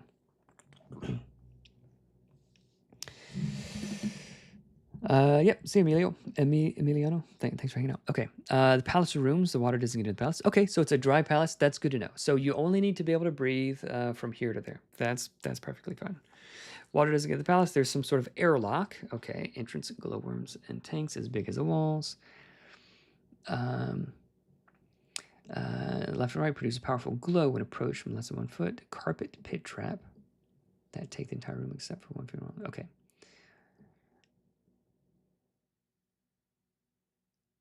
Okay. So I would recommend checking out Tristan. I would recommend check out the existing adventures in their format. So it is.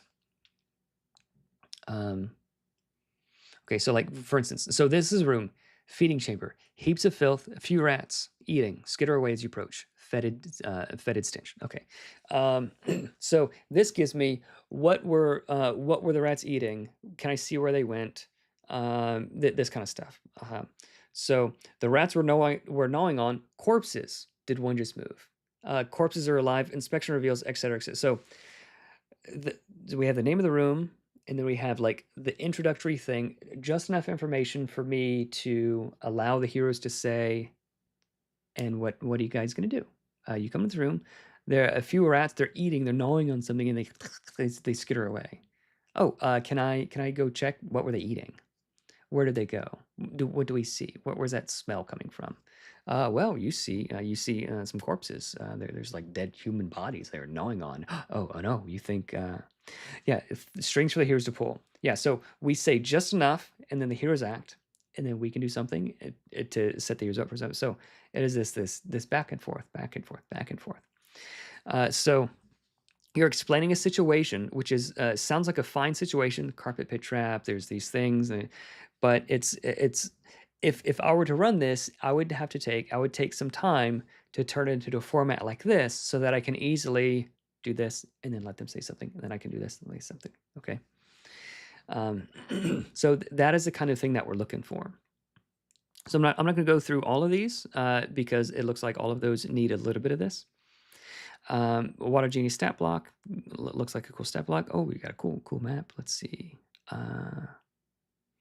Carpet, that's cool. See, so the answer is to go around. Then there's lectern. Okay, so a thing about maps. So I'd recommend taking a look at the creator's kit as well. If you haven't taken a look at the creator's kit, the best thing that we can do is we can give players agency. Okay, so each dungeon should maximize player agency rather than being strictly linear. There should be some opportunity to meaningfully choose this way or that way. multiple ways to solve traps, puzzles, optional rooms, secret entrances, that kind of thing. So if we look at this, it looks like a cool, like it is a cool map. But if we think about it, they go straight in here and they go straight, and then they go straight and they go straight, then they go straight and then they go straight and then they go straight. So it's only one room after another after another after another. Yeah. So it's so which room to go to is not the only choice, and like every room doesn't need multiple choices. So like if we look here, so we look here. So this, you go straight, then you go straight, and then there's one choice, here or here, and then there's one choice, here or here, right? So every room doesn't need like multiple branching options and this sort of stuff. Yeah. So this looks like a complex layout, but it's really a hallway. It's a hallway where they experience one thing, and then they experience the other thing, then they experience the other thing, right? So it's not necessarily bad. It could still be like a perfectly fine adventure, but if you add some of those things, like if there is some dangerous thing here, they find a secret entrance to be able to skip that and go from here to here, right? Or if there's a secret entrance, they can go right to the throne room, right? They talk to the shark, and the shark says, "Hey guys, there's a secret back entrance to the throne room." You know, not that obviously, but that kind of thing. Or like if you just connect these two rooms, so you can go this way, then that way, and then like circle around, or like you can go this way and then experience it just in a different order. So like it's still like linear, but like in a circular way, right? So giving a little bit of choices. So I would recommend looking at that. The Alexandrian has a really good article on this. I think it's called Jaquazing the Dungeon, or Jaquazing the Layout, something like that. You look it up, you should be able to find it.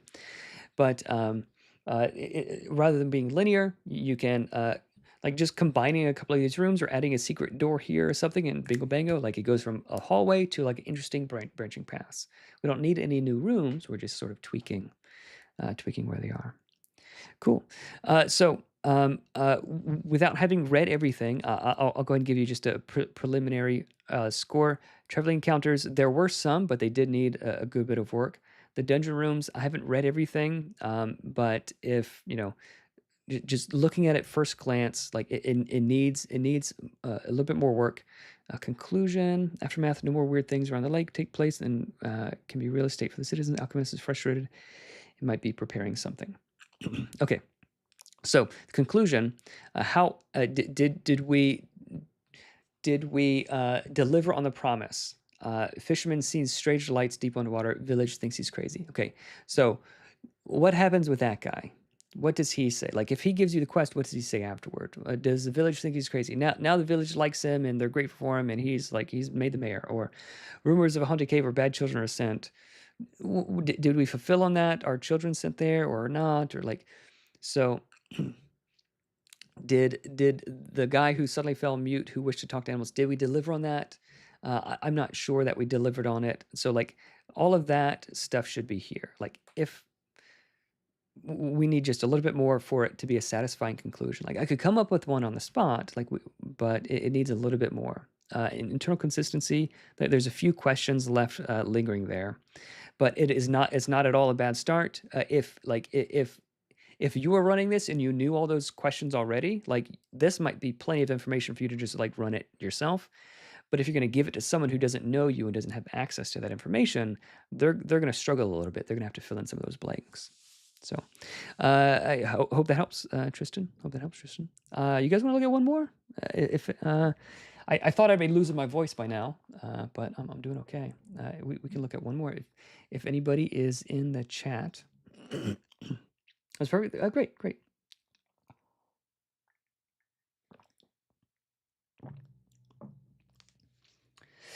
Gleb and then Manic. Shane. Okay, yeah, we'll see. Gleb, the Black Ore Conspiracy, second from last. Thank you so much for telling me which one it is. Second from the last. Second from the last. There it is. All right. Okay. Scan through only the introduction to my adventure. I realize the implementation is not up to the standard, but how's it generally? Okay, yeah, I'll take a look at that. In Glib car. The Black Ore Conspiracy, cool name. Conspiracy is just a cool word in general.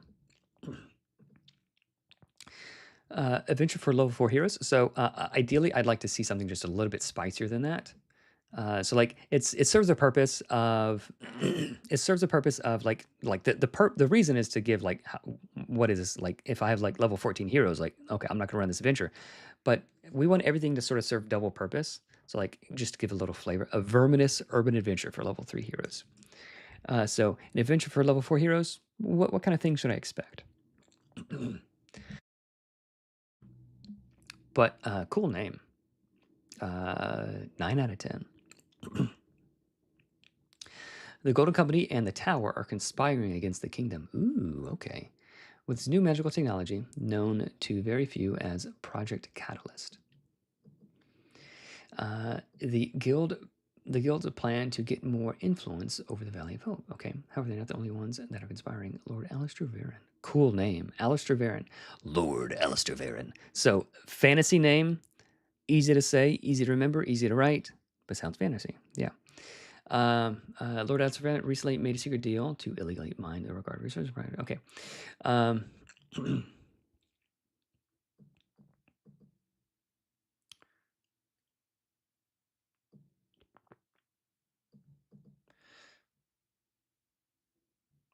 okay.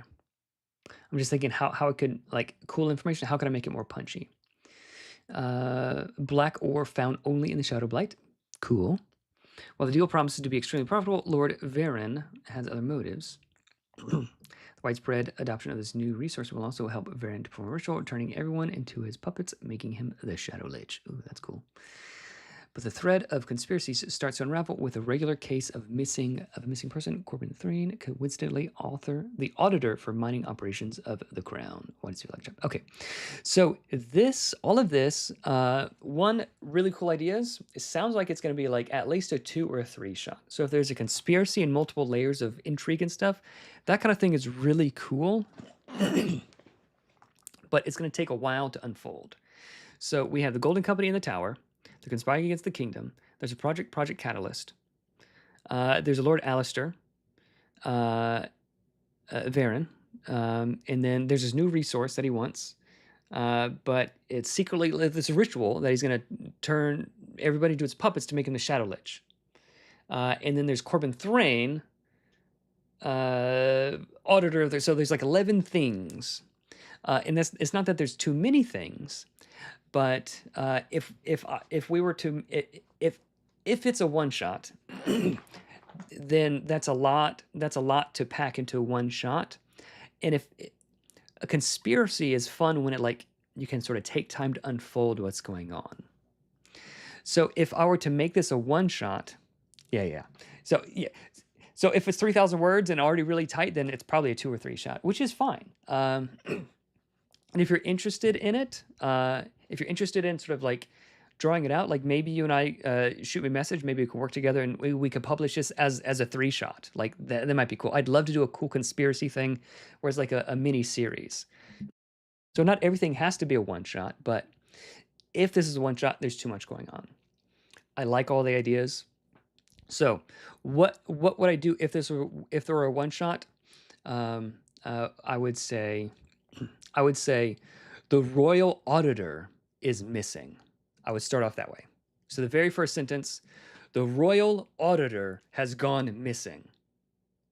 And then blah, blah, blah, blah, blah. And then like we unfold like, why is he gone missing? Well, because of this. And then, well, why is he auditing mines? Like who cares about rocks? Well, these are special rocks. And then, well, what? The Golden Company in the Tower, they seem to be really involved. Why? Oh, because these special rocks are doing this cool thing. Like, and then it unfolds and like all this cool things, and the heroes figure everything out. But it starts off as this very small thing. Like if it's like a CSI episode or like a Sherlock Holmes mystery, there's a dead body. Okay, well, let's figure out who killed her. And then like she was connected to this thing, this secret gambling thing, and then like the secret gambling thing was secretly funding this. So like, the thing unfolds and unfurls in like multiple different directions, and like multiple people wanted her dead, and like a lot of different. So this is really cool.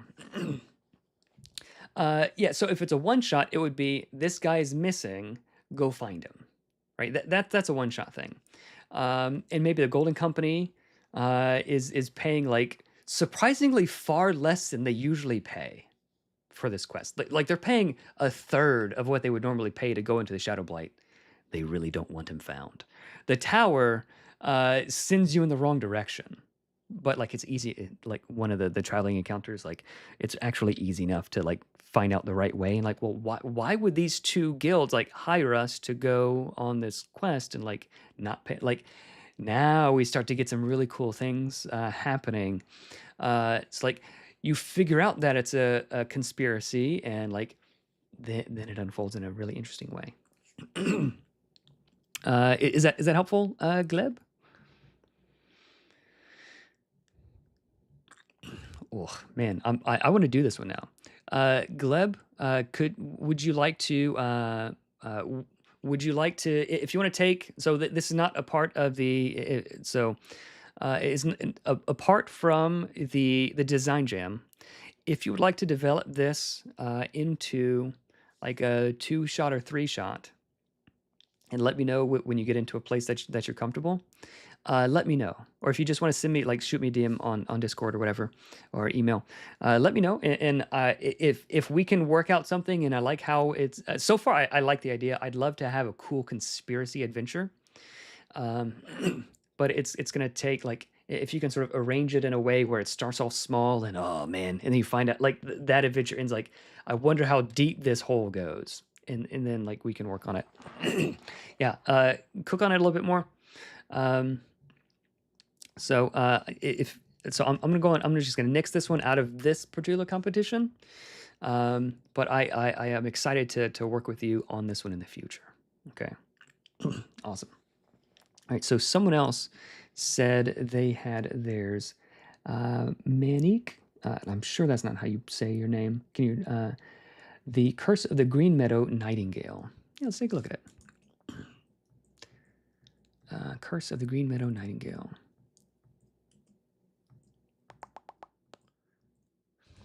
Tears of the Parched God. That's a cool name. All right, Gleb. Look forward to you reaching out. Here it is. Bringers of Burghog. Okay. And let's see. What? Malik. Okay. Malik, let's see. Where is your thing? Did you put your name? Oh, there it is, Malik. Okay. All right, so let's take a look at this one. Oh. Curse of the Green Meadow Nightingale. All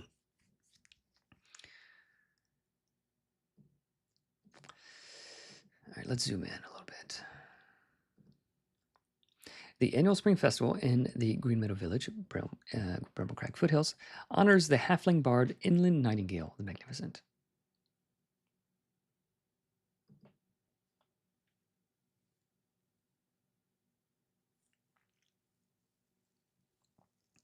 Okay, so immediately what I'm thinking, so this is a cool name.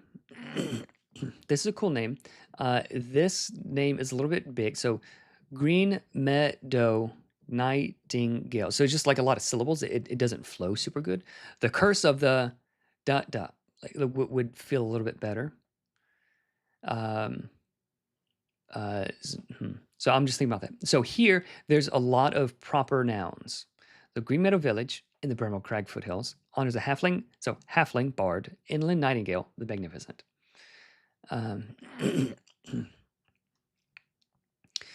His concert is the highlight of the event. Inland, ever popular. Often received gifts. We could probably, okay. And like we unless the Bramblecrag Foothills like comes into play, like unless this specific location matters a lot, we should delete it. Wherever Green Meadow, you know what, we could just say the annual spring festival is happening in town, in the village. Like we could even remove Green Meadow Village. So like I, as a gym, I could put it wherever I want to. Like I could do that anyway, but you know, whatever. Okay, the annual spring festival in at Green Meadow Village honors their TGIRF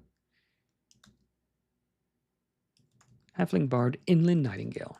We probably don't need Magnificent. His concert is the highlight of the event. Okay, so we don't need Inland Ever Popular.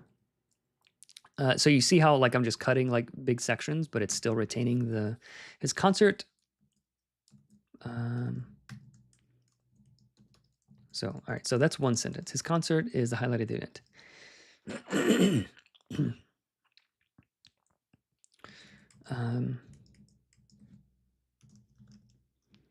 Inland was given a cursed gift by a spurned admirer.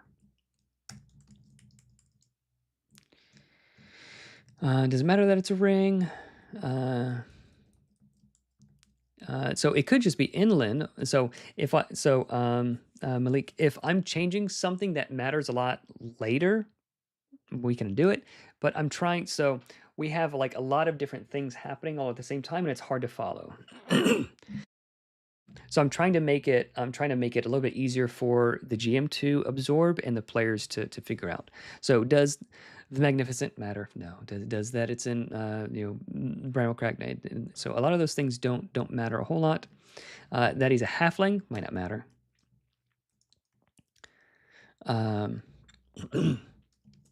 Okay, Inland was given a cursed gift. It could just be Inland was cursed by a spurned admirer. That's cool. And turned into a shadow demon. And maybe shadow demon isn't the best thing, but it turned into a thing.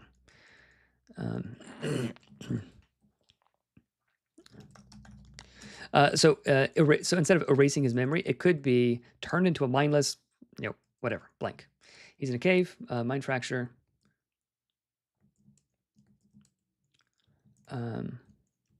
He's in a cave, his mind fractured, endlessly humming the first line of the Dawn Hymn, unable to recall the second. If he remembers the song, he might remember himself. 3 days before the festival, Defying Scream echoes.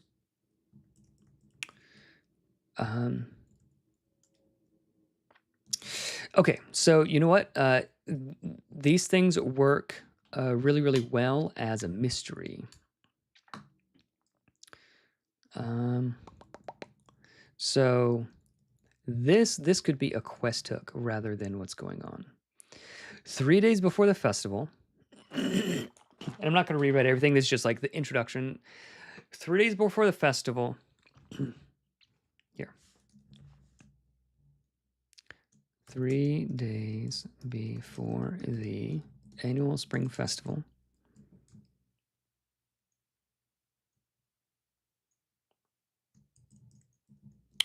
Three days before the annual 3 days before the annual spring festival in Green Meadow Village.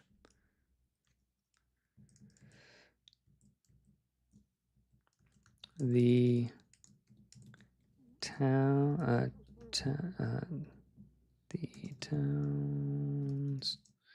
favorite bard, Inland Nightingale, is missing.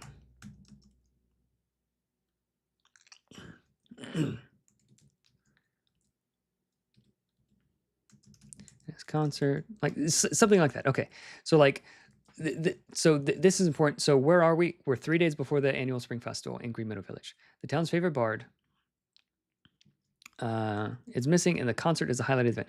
I could probably shrink that down even further, but like we're combining some of these things. So Inland was cursed by a spurned admirer and turned into a mindless thing, blobby. Now he's in a cave, mind fractured. Endlessly humming the first line of the Dawn Hymn, unable. If he remembers the song, he might remember himself. So is he cursed, or so if he remembers the song, he will be uncursed, right? Because like presumably, if he's uncursed, like the curse is gone, right? 3 days before the festival. So it would be this.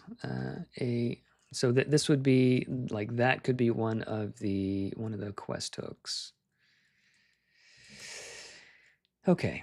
So what's going on is like the background that launches us into the thing. So why are heroes needed here? Because we only have 3 days. So there's time pressure. This is cool. It's 3 days before the festival.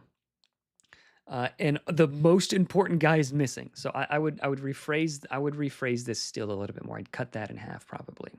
And then why is he missing? He was cursed by a spurned admirer.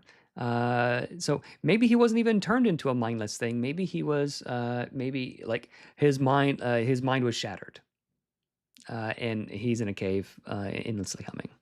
That might be cool. Like he doesn't need to be like cursed and transformed and mind broken and humming this thing, because like why if his mind was broken and he was like this shadow demon, why would he be humming a song?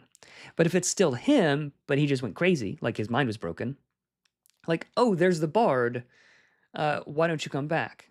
Well, he won't come back because like his mind is broken, he's cursed or whatever. And maybe it's not a curse, maybe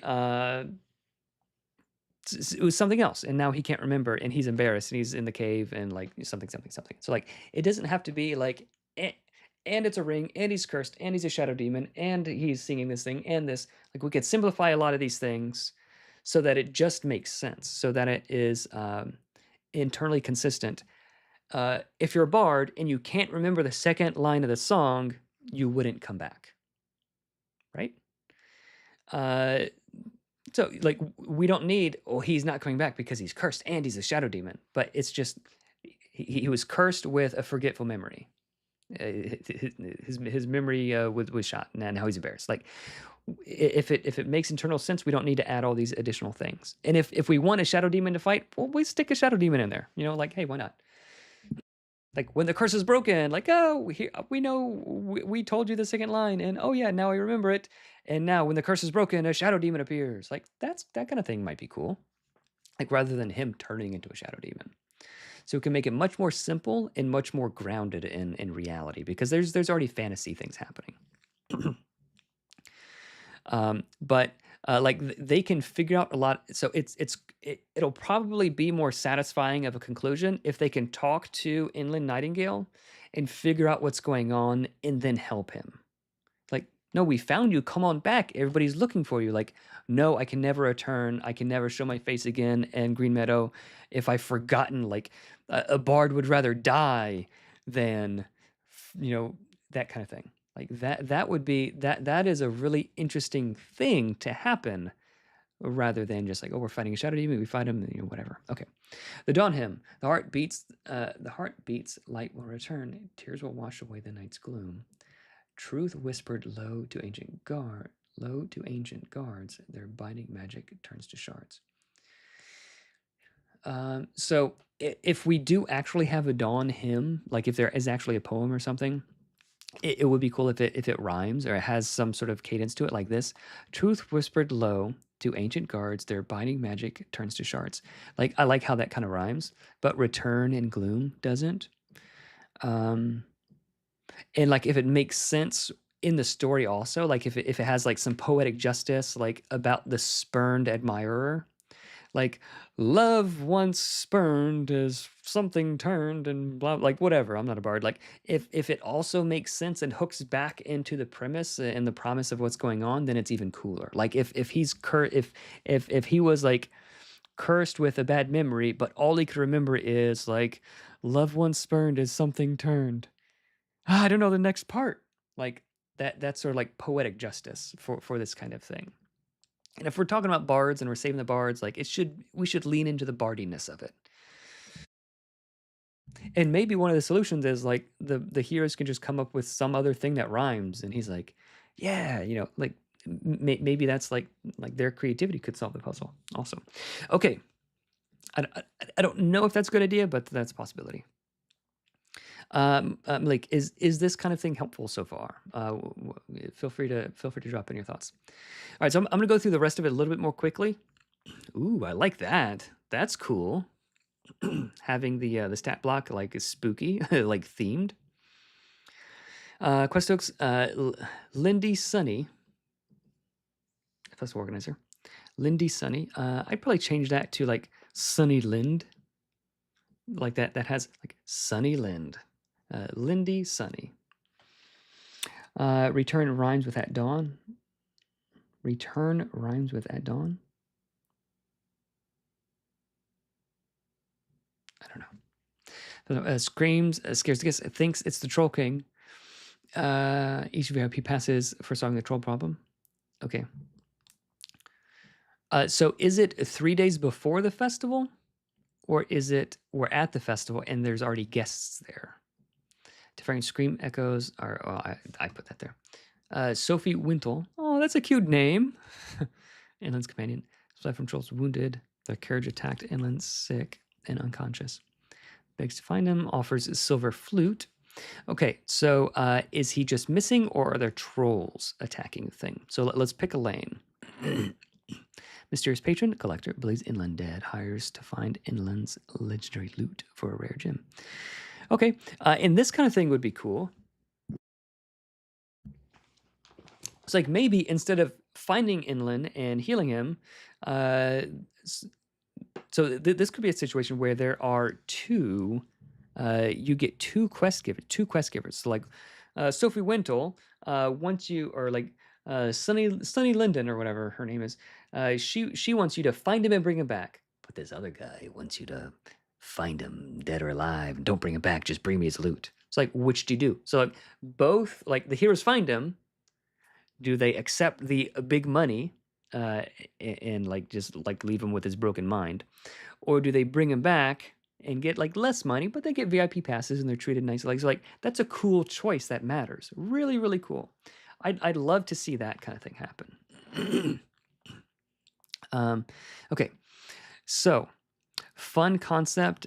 So as written, I would say it's a 1. Like I would give it like a 1 out of 5. I probably wouldn't run it. It's suffering from a bit of a hat on a hat and a little bit confusing, like lack of direction.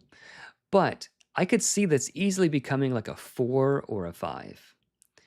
The bard is missing. You need to, like he's missing because this thing happened and he's so embarrassed. Like if you are the spurned lover of some bard or spurned admirer of some bard and he like, brushes you off and never thinks about you ever again, like you wouldn't want to turn him into a shadow demon. Like you would want to embarrass him. You'd want to take the thing that is most valuable to him and like, yeah, that's the thing, So this could very easily, if we lean into the bardiness of this thing, like the festival and the bard is missing, let's lean into that. Okay, I can see this becoming a really cool adventure. But as written, there's too many different things happening. There's trolls, there's shadow demons, there's a bard. Like there's a curse. Like let's get a little bit of focus and we can make it even cooler. Okay, so quest hooks as written. I don't know. I wouldn't give too many points for quest hooks as written, but if we have this kind of thing where there's not multiple different quest hooks, like anytime, whenever they go to Green Meadow Village or wherever this festival is happening, 2 people approach them. One wants you to rescue him. One wants you not to rescue him. Just bring back his loot. That is like immediately like top notch. Like that immediately, that is super duper cool. It's like as written, I wouldn't. The quest hooks need a little bit of help, but it could become something really cool if you work on it a little bit longer. And if you don't, let me know if you're like, oh, I'm not interested in working on it any longer. If you don't, maybe I could develop it a little bit more. But just like I want to tell Gleb, just like I told Gleb, Malik, if you want to work on this more and send it to me again, please do. Please do. Treasure's Bow of Fleeting Light, 3 special arrows / recharge, hit light.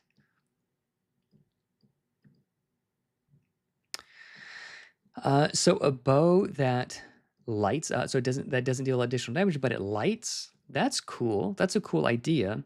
Like you could treat it like a wand of light, but it's a bow of light. And to recharge it, I wouldn't have successfully sing Inland's song because you could just like once you know it, you just sing it. So it would be like recharge, do like something else. But that's a cool idea. Inland songbook. Alan's songs, eventual influence when performing his songs. That's kind of cool. So I don't know that he would want you to take that. So like the treasure should be something that you could legitimately have. Like how often would you perform his songs? I'm not sure. Crude Troll King's Crown, Animal Jawbone. 1+1 influence with primitive humanoids, trolls. That's cool. So that's a cool idea. And like because this is like a super bardy thing, like maybe we don't want to cut the trolls entirely. Maybe this was a like, oh, Inland just ran away to some cave, but it turns out it is a troll cave. And like he's just trapped, like that's kind of thing. So like maybe we do keep the trolls, but they are like they're not part of the main story. They're just like a thing that just happens to be in the way of like getting him back. Like, you no take our stingy dude. He belong to me. He me stingy dude. Like that kind of thing. Like that could be fun to role play. Singy dude sing song, and he's like, I can't sing a song. I forgot. I'm too embarrassed. Or like all they can sing is like simple ditties like row row row your boat, and is like it's humiliating for him. Like there's a lot of like potential to make it cool. So if we want to lean into the Troll King, like I think we could definitely lean into that, because like it sort of provides a contrast. Like the bard is like not really about combat. He's about social things and like witty, wise words, and not really using muscles, but like talking away out of it. But the Troll King is like, me dumb words, me fight. Like that disparity, that difference, like makes it more fun, you know. So it could be like, go convince him to come back. Like, no, I know he's not dead. He would never, you know, whatever. But this other guy, like, no, let him stay with the trolls. He deserves it. Just bring me back his loot. You know, that kind of thing. Like maybe it's like clear what the goal is. Maybe it's not a mystery. Or maybe the mystery is like what happened or why he ran away, and then you can sort of solve it different ways. Reminds me of the scene with Volo in the Goblin Camp from Baldur's Gate 3. I'm not familiar with that. Okay. Traveling encounters, Wounded Man. Okay, so items. Did we look at the other items? Gift from these guys, Charmed by Inland Song. So we could work on the magical items a little bit more. So again, I would rewind this and watch the section where we were talking about Pablo's. That loot was perfect. Those treasures were perfect. Don't just copy those, but like those are the vibes. But the bow of fleeting light, like a wand that is a bow instead, or the crude Troll King's crown, yeah, those are definitely worth a point. Charlie encounters Wounded Man, a pale man by a tree, attacked by shadows, vanished when the sun rose. I swear those phantoms muttered words of an old song. The heart beats, light will return. Let's lean away from the shadows. But we could have Wounded Man by a tree, attacked by trolls, roughed him up, took his lunch, they went that away, kind of thing. That might be fine. That's a cool traveling encounter. Trolls at carriage, wrecked carriage, drunk troll sleeps beside it. Another. So I don't think trolls and drunkenness really go together. It could just be like a sleepy troll, like a troll sleeps beside it. Or a troll sleeps underneath the wreckage. Like the troll is like turned it into a makeshift cave. While another stirs at a bubbling cauldron in a stew in a cauldron, muttering, King offended not talking.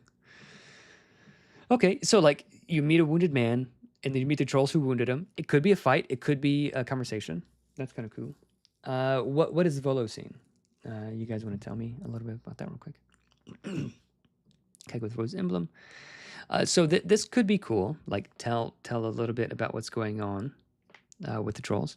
Keg with Rose Emblem. Explosive. Belongings.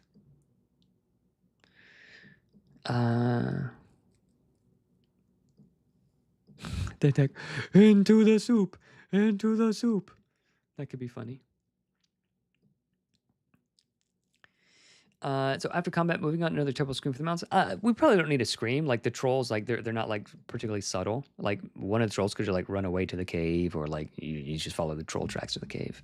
Like if it's far enough away, like you won't hear the scream. You just you just follow the tracks. But if they're close, like if you're close enough to hear them scream, like they'd be close enough to hear you fighting out there, and they might come. Yeah, Volo's a bard made to sing for his goblin captors. Oh, really? That's funny.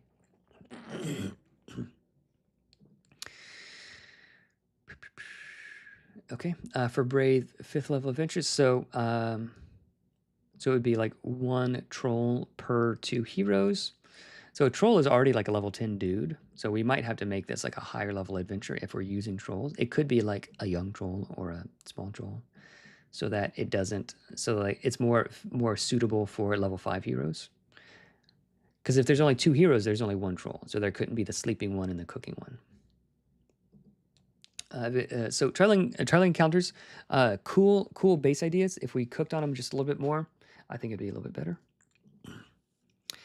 Adventure locations, ascent to the cave, description and cave.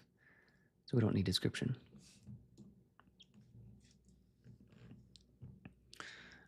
So we could just say cave entrance.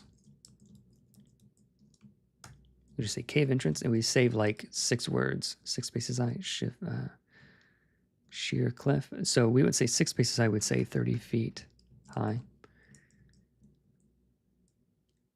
Rickety ladder leans on cliff. So would the ladder be rickety? So 1, would there be a rickety ladder if these are trolls? Because like trolls couldn't climb up trolls couldn't climb up a rickety ladder. So if it was like a goblin cave, there'd be a rickety ladder. If it was trolls, like the trolls, they're just big enough to where they can just like climb up the thing.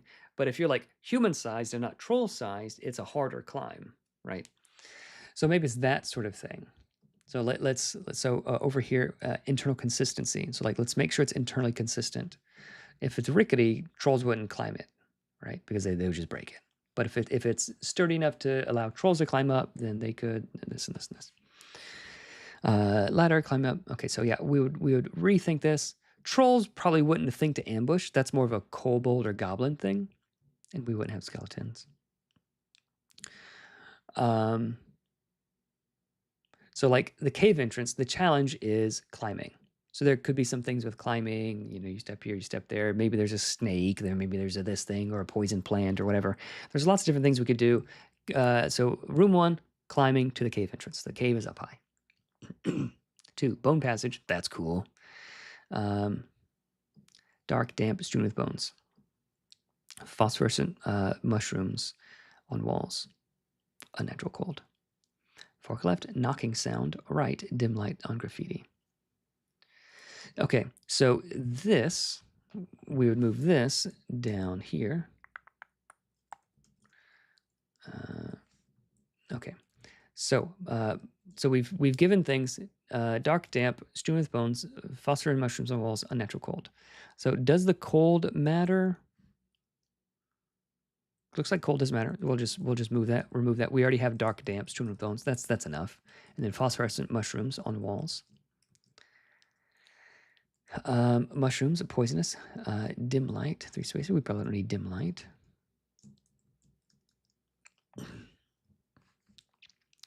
DC 10, poisonous. You know what we could do? DC, and actually, this would be even more fun. DC 8, Naturecraft, poisonous. DC 16, healing potion.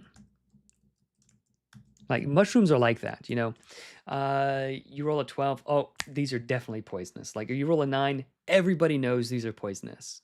But like only the experts know. Adventures has been great so far. It's gonna be hard. So as I'm reviewing the rest of them privately, I might do one more stream. I'm not sure, but as I'm reviewing them privately, I'm not going to be giving all this feedback and stuff. This is just for like to help the people. But I'm just going to sort of like go through quickly and score them, and then some of my colleagues are going to be helping me score them hopefully. And like sort of bubble up the better adventures for me to take more time on. But mushrooms are very much like, oh, this deadly one looks almost identical to this one. That will give you, that tastes very, very good. This is a delicacy. So that kind of thing, this is much more interesting than just poisonous. And it really rewards those people who who engage with like naturecraft, like really pump that skill. Also, like if they discover it's poison, if they take it and they try to poison someone else, and the other person eats it, and all of a sudden they feel, oh wow, I feel so much better. Like, wait, what? Like that kind of thing. Like that could set up so many really interesting, fun things. So that, like, making it poisonous is much more interesting than it just being poisonous. Search bones, copper necklace, silver bracers, emerald ring. Okay, maybe like different things. Or okay, so you would make one perception check, and the higher you get, the better it is. I might do like DC 10, 14, and like 18, like that kind of thing, just so there's a little bit more of a spread. But that's cool. And if we have the words, like rather than copper necklace, it could be something else worth 10 gold points, but it could be like something a little bit more interesting than copper necklace, silver bracelet, bracers, gold emerald ring. Oh, Centuric. Yeah, the notes that you shared last time were very helpful to me. So if you can share them again, that would be just fantastic. Like, so those notes that you shared, I think I'm going to do what I can to integrate them into the next creators kit, because a lot of these are like thoughts that I have, but until I don't know that I've communicated them until like someone else says like, oh yeah, that was a good idea, or that kind of, I haven't put words to them until. Yeah, so yeah, that was super duper helpful, even for me to see other people, how they've synthesized my notes. So if we can make these a little bit more interesting or thematic, that'd be cool. Like copper necklace, like squashed. Like even adding one word, a squashed copper necklace or a copper bracelet. It's still worth something. Silver bracers, this or that.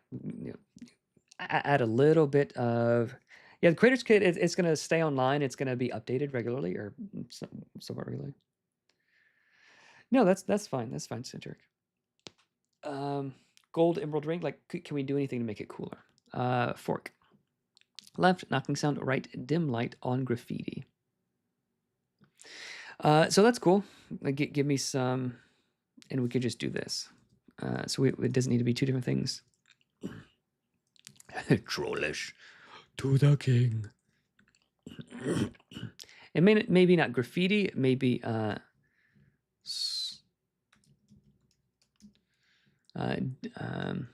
scrawlings on wall. Okay. I think I am going to end it after this one though, because I can feel my voice starting to go, and I'm tired and hungry too. So.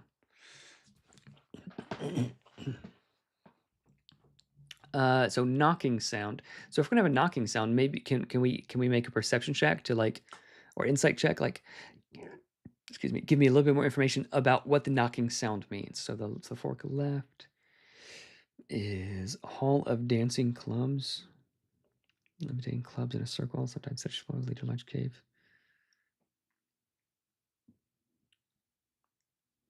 Okay, this is weird. Okay, so maybe it could be like, but hey, thank you. I'm glad you guys appreciate it. I know there's only a handful of us here, but I'm glad you guys appreciate it. So Hall of Dancing Clubs, this has to make sense. So is there something like, what about trolls? Is this cave magical? So like, if I were playing and we got to here, almost made it. Shane, were you waiting? Shane, I'll see if Shane. How about this? Can you tell me, like, look at this particular part or that particular part? I can at least do that, because if you've been waiting, I don't want to let you down, man. Okay, so if I was playing this and we're in this troll cave and there's bones and like trolly things, scrawlings and all that sort of stuff, and then they're like, all of a sudden there's like this magical like dancing clubs and stuff, like, it doesn't make sense. It's like a little bit gonzo. Like that would sort of like, that would take the fun down for me. But if there was something like particularly very trolly happening, like that, like lean into the trolls, like they're dumb, they're whatever, like that would be so much more fun. That would increase the fun. But like random clubs things would be, it's just weird. It doesn't make sense. So rework this room, and then like we can give a little bit more of a hint to this room before, so they can like have a little bit more information before they choose this room or that room. Troll King's Chamber, cool fight with a troll. Cave, dead Troll King. Oh, he's dead. Oh, that's sad. Um, let's have a troll fight instead of him being dead. If we're gonna lean into it, trolls kept clubs here, but a demon made a trap there. Okay, yeah, I would lean away from that. Let's I think the two, like, lean into the bards, lean into the trolls. This is about trolls and bards, right? Trolls super dumb, uncharismatic, super strong. Bards is the exact opposite. Like that makes a lot of sense, and it feels, feels like chocolate and peanut butter, man. Sprongle, thanks for hanging out. Thank you. Troll clubs. I was driving, couldn't vote for mine, but thanks. I was okay, great. Okay. Yeah, because if there were trolls over there and there's trolls on the way, then I would expect to have some trolls here. You know, secret passages. Love secret passages. Hall of Dancing Clubs, Inland's boss. So I think Inland shouldn't be the boss. I think if I were to rework this, Inland, like where the choice is rescue him or leave him there, right? It should be a pretty easy choice, like for heroes, like rescue him, but like give them that choice, like, and make it a legitimate choice. I think that would make it a lot more fun. Okay, so let's see. Dungeon rooms, a lot of really cool ideas. If we give it a little bit more work, I think it could turn into a really cool adventure. I'm gonna give you 4 points. Their conclusion, I would really rework the conclusion. I would rework it a bit, but I think, like, so I'm gonna give you, I'd give it a 1 right now, but it could easily become a 5. Could easily become a 5. Internal consistency, I'm gonna say 0. Like we'll work on that a little bit more, focus it some more. But as I said, Malik, if you want to keep working on this one, I would love to. I'd love to keep working with you. I'd love to pay you to if you're able to finish it, to publish it, and like all of that sort of stuff. I think it would be a really cool thing. If you're down for that, something like that. Okay, Shane has, what was it called?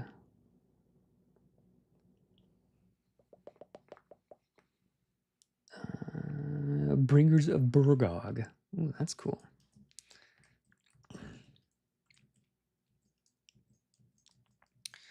Bringers of Burgog. Here it is. Okay. Let's zoom in.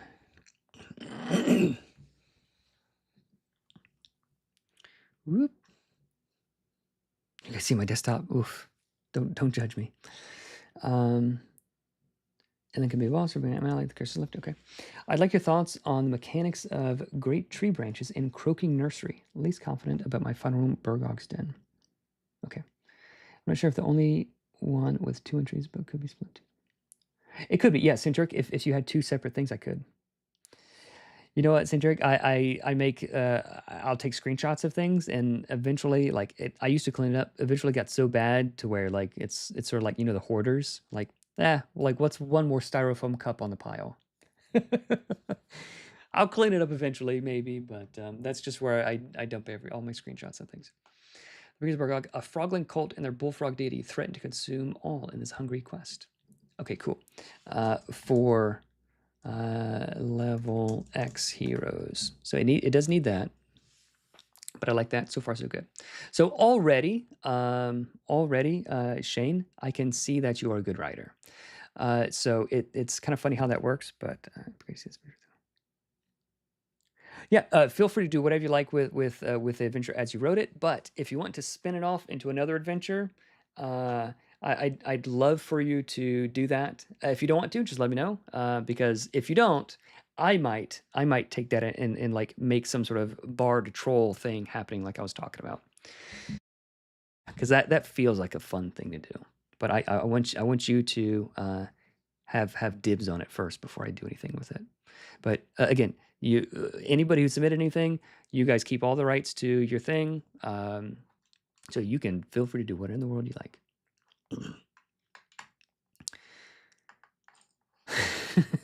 No, nope. Those are real. Okay, so Shane, I think yours was one of the later ones, wasn't it? The last one, the very last one submitted.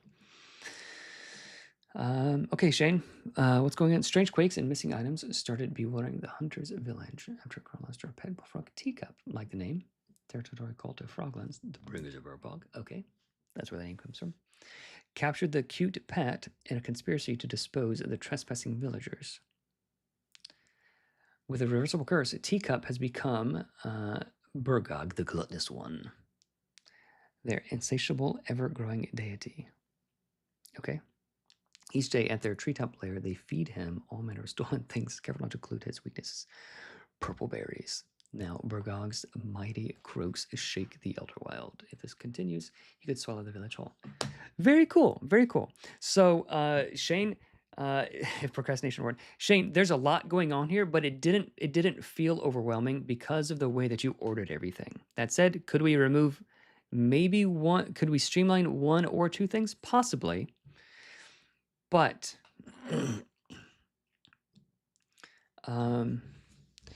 so okay, tweaks that I would make. So it's not strange quakes so much as like loud quakes, right? Because he's like croaking. It's a noisy thing. So it's thunderous quakes, right? And missing items.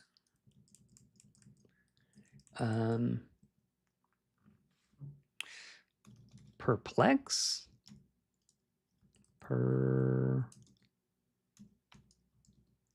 Maybe perplex isn't the right word. But started bewildering. I don't know.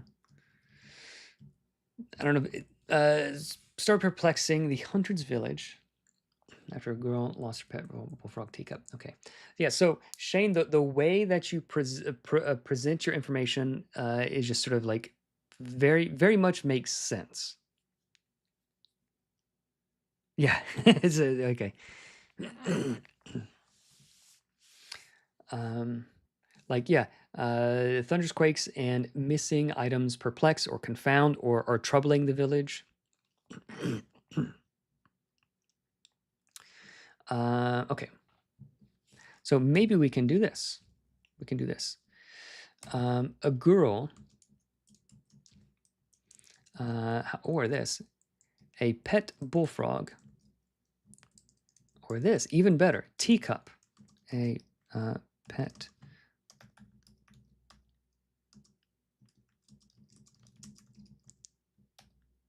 teacup, a pet bullfrog has gone missing ever since thunderous quakes and missing items have perplexed or whatever, have somethinged the village.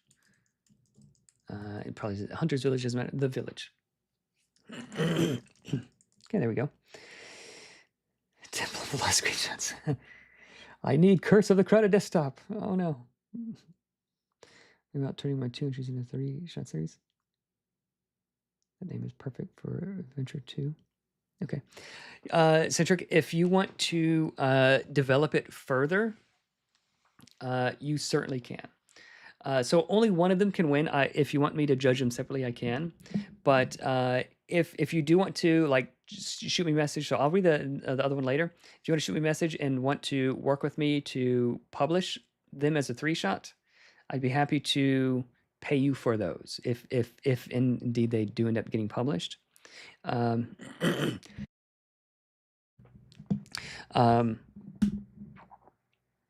if you do want to do that, if you felt like, I really had an idea for a 3-shot, but I ended up with like 2 sort of separate 1-shots or something, like, feel free to talk, shoot me a DM, we'll talk later.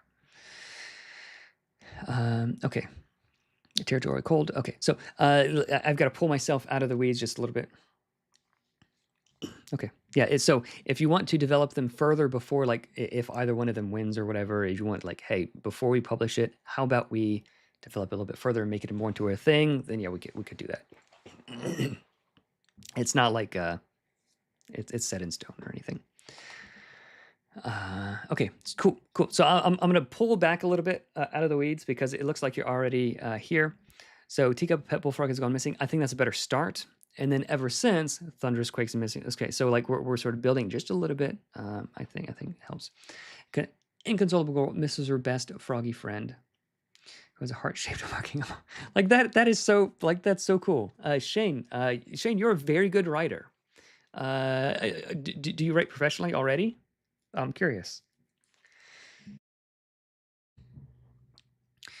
So like, it's not just a girl; it's an inconsolable girl, and it's not she misses her pet. It's her best froggy friend. Like, and then the only tweak I would make is this best froggy friend.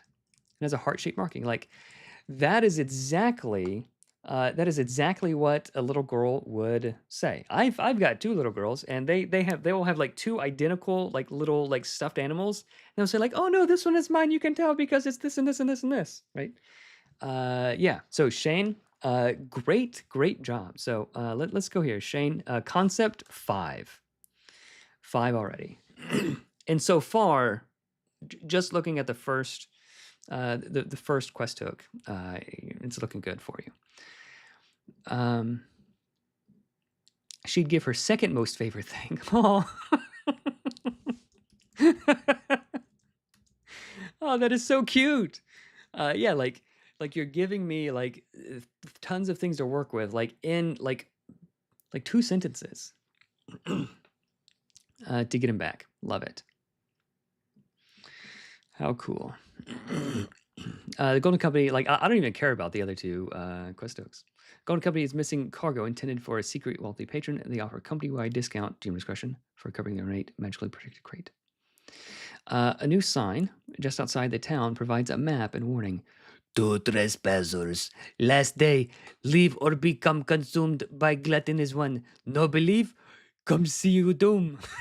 Okay, so I would, if I was doing this, these two quest hooks are so good that I would just have those two. And even if you like have this one, I would still use this. Like maybe like they would find the inconsolable girl like walking around the woods, like looking for a frog. Like these are so good that I would give them both. Like so, if this is the quest hook that you give, like there is definitely a sign. Like I'm definitely including this sign as they're walking around in the woods. Like absolute 100% including that sign. So Shane, you get yourself. I'm gonna give you 3 points out of the 2 points possible for those quest hooks. They're that good. This is really good. And and I don't like reading adventures, but I'm enjoying this one already. Uh, yeah, very cool, man. Very cool. Um, uh, yeah, super cool. Okay, so let me actually back up. You wanted me to look at something in particular. I like your thoughts on the mechanics of great tree branches and croaking nursery. Okay, so let's look at great tree branches first. Great tree branches, and because we were able to remove one of those quest hooks, now we have a little bit more space on our page to include something else. Cool. That we will actually use. So like maybe it's like whatever's happening here. This thing that we needed a few more words to describe it properly, but we sort of ran out of space. Like now we cut like what was it, like 20 words, 30 words. Let me see. Tools. Word count. Yeah, they get 20, 30 words. Okay. I'm back. Hey, Autumn. Autumn Breeze 616. So, what was it? I've got a bad memory. Great tree branches. Okay, here it is. But think of this of the ancient tree layer, cascading waterfalls nourish a farm below. Okay. The great tree branches reach here, unguarded. Were there great tree branches before, or is this the first time they're introduced? Great tree branches, okay. Unguarded, mist veiled, pretty dying.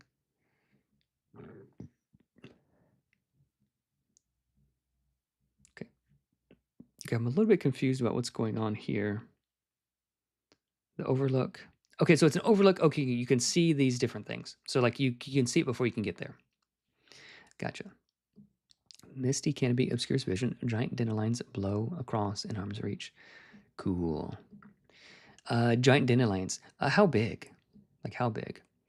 So rather than giant, could it be like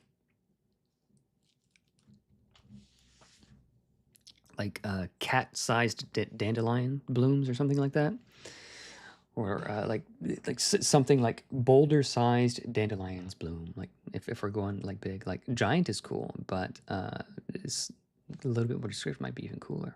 It's like we're already at like 9 or 10. Can we crank it up to 11? Dandelions can hold heroes. Okay, so big enough to be able to hold the heroes. Very cool. Making them light and allowing safe falls. Halfway, the path back snaps off. Halfway, the path back snaps off and the branch begins to crack. Okay, so a little bit of confusion here. A lot of cool ideas, but a little bit of confusion. Shane, you're like parasol sized. Okay.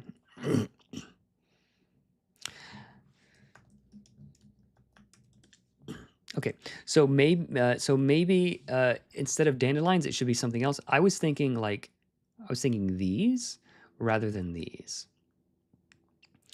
So maybe it's like giant parachute-sized orchids are here, like that. So like if you're intending them to be used in that sort of way. Giant tree branches. So are the dandelions the tree branches? That's what I was picturing as well. Those are just older. These are just older. The white ones. Yeah. Yeah, it's the same plant, but dandelions can hold heroes, making them light and allowing them safe falls. Gotcha. Okay. So if we describe the plant in a way that it can be used, then immediately the people will think to use them that way. If we have this cool idea, like we want them to like experience it or like play around with it, or at least have the opportunity to do it, and it could be like it might hold your weight even if you want to. But if it's if it's like giant like parachute-sized orchids, like could I like chop it off and like use it as a parachute or something, or like maybe not that exactly, but okay. Oh, I see. I see. Okay, so I'm misunderstanding. I'm following you. Okay. Um, so then, if we do use the dandelions, then we need to make sure. I don't know how dandelions. Where do dandelions grow in the world? Because I know they're pervasive in the U.S. Northern Hemisphere. in my yard. No, yeah, it's fine. Like the first time someone else reads through your writing, like you see, oh yeah, I can see that's confusing. Okay, so dandelions can. Okay, so we need to say like giant, like white, like we need to describe that they are this kind rather than this kind, because it makes sense that these could allow you to float if you've experienced them. But like if you don't, if you're from like if you're like in Brazil where they don't have these, like you wouldn't understand what's going on, right? So could we take this idea, like flowers that can allow you to slow fall, or plants that allow you to slow fall, and broaden it out so that even people in like France, if they don't grow in France or wherever, can understand it. Do dandelions grow in? Yes, Australia has dandelions. Okay. Okay, so dandelions. Okay.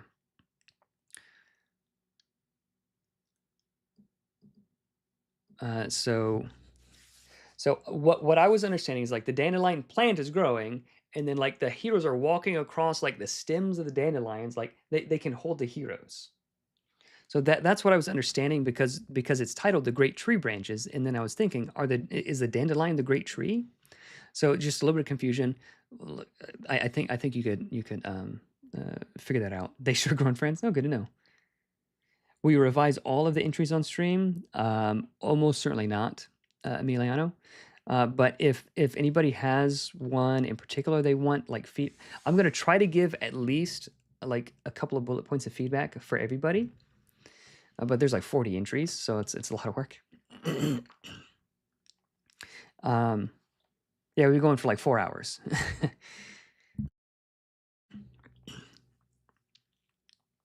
Okay, so let's keep going. Let's don't get lost in the sauce. Halfway, the path back snaps off and the branch begins to crack. Okay, so I would so it looks like the confusion is caused by the economy of words. So, great tree branches, giant dandelions. So we need to clarify: are they walking across the tree branches, and then the branches, like we need to foreshadow the branches are rotten or like bark is sloughing off or something. Like what would cause the branch to crack? So like it does have to make sense why the branches are cracking, and it's not just like a DuckTales type of thing where they're running across and the thing is falling as they're running, right? Unless I'm missing something. The tree branches breaking as the heroes cross dandelions can make the checks. Okay. It's a cool idea. We should, like, to make it fair for the heroes, foreshadow. And then, something. Or you know what? You know what could make it start cracking? A great croak. And then that's what causes it to crack. Like that feels fair, right? The previous location reveals that they're dying. Yeah, I would add it here. Like now that they're closer, like you see, so like maybe, so here, great tree branches, misty canopy obscures vision. Maybe put it here, like the overlook. Like you're seeing everything. You can't see everything, but like if we do need to include that.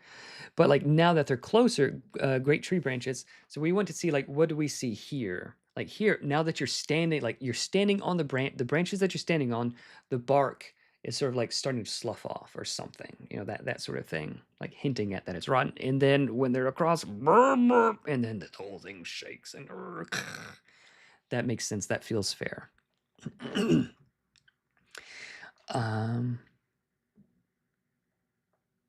Halfway the path. Okay, so once all the heroes are on it, giant croak or whatever happens, the branch begins to, it doesn't begin to crack, it begins to like fall, it begins to disintegrate or whatever. Party must use skill checks, DC 15, or other means to navigate across to the croaking nursery. Dispersing mist or carrying a den. Dispersing mist. Why would dispersing mist... well, so I'm not sure why dispersing mist would cause it to be easier. Carrying a dandelion lowers DC to 8. Nobody falls, no sweat, gain inspiration. Cool. Half or majority fall. The ruckus wakes up the frogland priest in the nursery. That's cool. Everybody fails. Oh, fails. The heroes fall to the healthier branch, suffer 1 wound. So what I would do here, so all the ideas are great. I would just tweak it just a little bit. So each hero can fall or not independently. Whoever falls takes damage. So rather than a wound, like damage would be more appropriate here. Wound is like you're stuck in a blizzard, and you're not getting stabbed by anything, but it's so cold that it's just like sapping your energy, right? You're not bleeding, but like you're freezing to death or something. Or there's like noxious fumes. You're in a volcano and there's magma and everything, but you're not on fire. You're not taking fire damage, but like the sulfuric fumes are like they're killing you. Like so, you're taking wounds instead of damage. So this whoever falls, they take damage. If you have a dandelion, you take half damage. And then if more than one person falls or whatever, if the something happens, the ruckus wakes up. Okay, cool. If nobody fails, they gain inspiration. I think we probably don't need that. If you're tight on space, let's see, what would our word count? Okay. Yeah, so we're a little bit tight on space. We're not super tight on space, but I'm sure like if you had the word budget to add a few more words somewhere else, you'd want to. So if nobody fails, they all like land or float down safely or whatever. Or they jump over and climb down. Whatever happens, like success, like you did it. You don't really need an additional reward, unless there's like a magical fairy there who's like, oh, good job. Here's inspiration. Here's some magical dust. Like, we could probably just get rid of that. Okay, so great tree branches. You let me know if that's helpful, if that's if that's the kind of thing you're looking for. The croaking nursery. You wanted me to look at the croaking nursery. Hundreds of leafy pods. Frogland priest asleep at a shrine dedicated to Burgog. Okay, so hundreds of leafy pods. They would see that. Frogland priest asleep. They would see that. At a shrine, they would see that. Okay. And then the first bullet point would be the shrine is dedicated to Burgog if you roll this lore check. Something. You learned this in this. So like they wouldn't see that it's dedicated to Burgog. They wouldn't even know what that is, perhaps, right?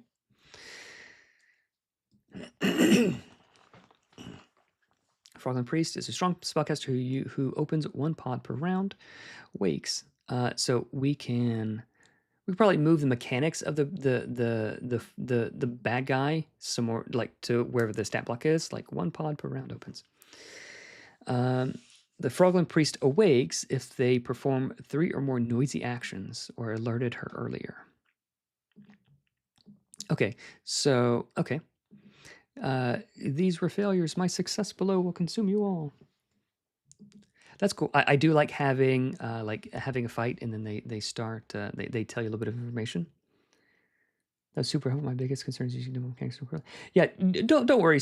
Don't worry a whole lot about mechanics, like numbers, mechanics, that kind of thing. That's easy. Like, or for me at least. Like, we'll change it from wounds to hit points. Easy. Like that almost doesn't even matter. Like, you could even say like, if they fall, X bad thing happens, right? So like, all of like that kind of thing doesn't matter. The cool thing that's hard to come up with is like giant dandelions that heroes can grab onto and like use to float down like a parachute safely. A sleeping frog priest and like the frog that shakes the world. Like all of those things are hard, right? So like you could just do like X bad thing happens. Like so don't worry about the mechanics. Like I'm not even like taking that into account really. But like the thing, like this priest who's sleeping, and if you do 3 bad things, the thing wakes up, and then it says this. All of those are great things. Pods contain cursed frogs. One bursts open upon entry. Surprising heroes. Grotesquely spider-like. Lowest will save is frightened and wakes the priest with a scream. Oh, that's cool. So instead of lowest will, like again, the mechanics don't matter. It might be choose 2 like whichever hero roll, like have one of the heroes roll a d4. Whoever rolled the 1, it's like have each hero roll a d4, or have 2 of the heroes roll a d4. Whoever rolled it, they are the one who makes the will save. And if it's 8 or lower, they just wake up, or like whatever, like that kind of thing. And again, the mechanics don't matter. I can work on that, but the ideas are cool. Fat in Belchy, that stinks. Each hero makes a DC 12 strength save. It becomes poison and coughs noisily. Okay, cool. Sharp fangs attacks. Adorable, compelling to pet, but hopped on the shrine. Okay. Fangs. So attacks would imply okay, combat's about to happen. But if it's like everybody's combat with like one little dude, it if it's not worth me putting on my pants in the morning, like don't call me, kind of thing. Like don't call for initiative if it's like we're fighting like one tiny frog. So it attacks, it bites you for like 1d4 damage. You're poisoned for a little while. That kind of thing.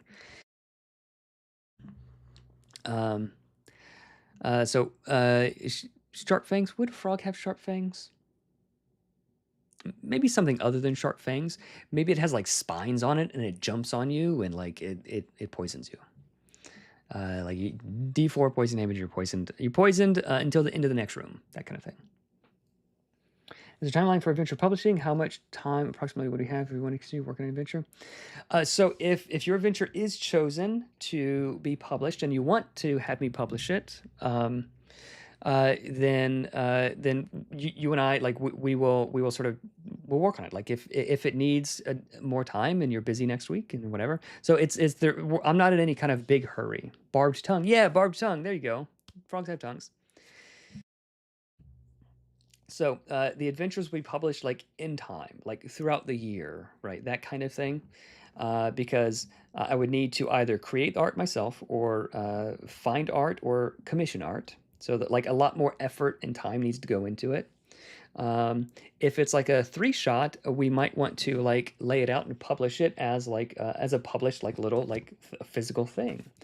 Um, if there's a few different adventures, maybe we will just put them all together in a booklet like this and like that kind of thing. So there's a lot more that needs to go into it. So there's not a hard timeline. Um, so it probably would be like a few months before anything was published. Is intent to publish on the website or Patreon? So at the very least, I will probably publish them first to patrons on Patreon for free, or for anybody who's supporting on Patreon.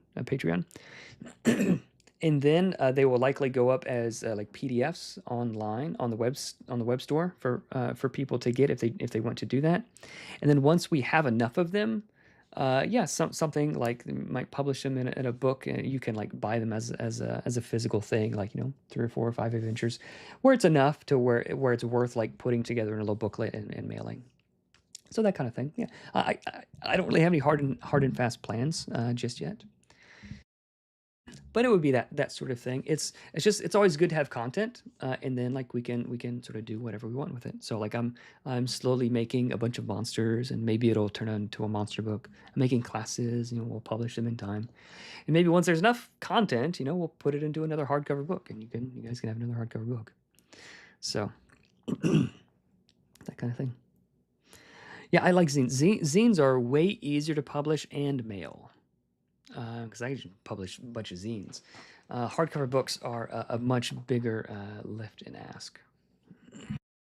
But I've learned a lot from this thing. Okay, Shane, there was one other thing, right, that you wanted me to look at?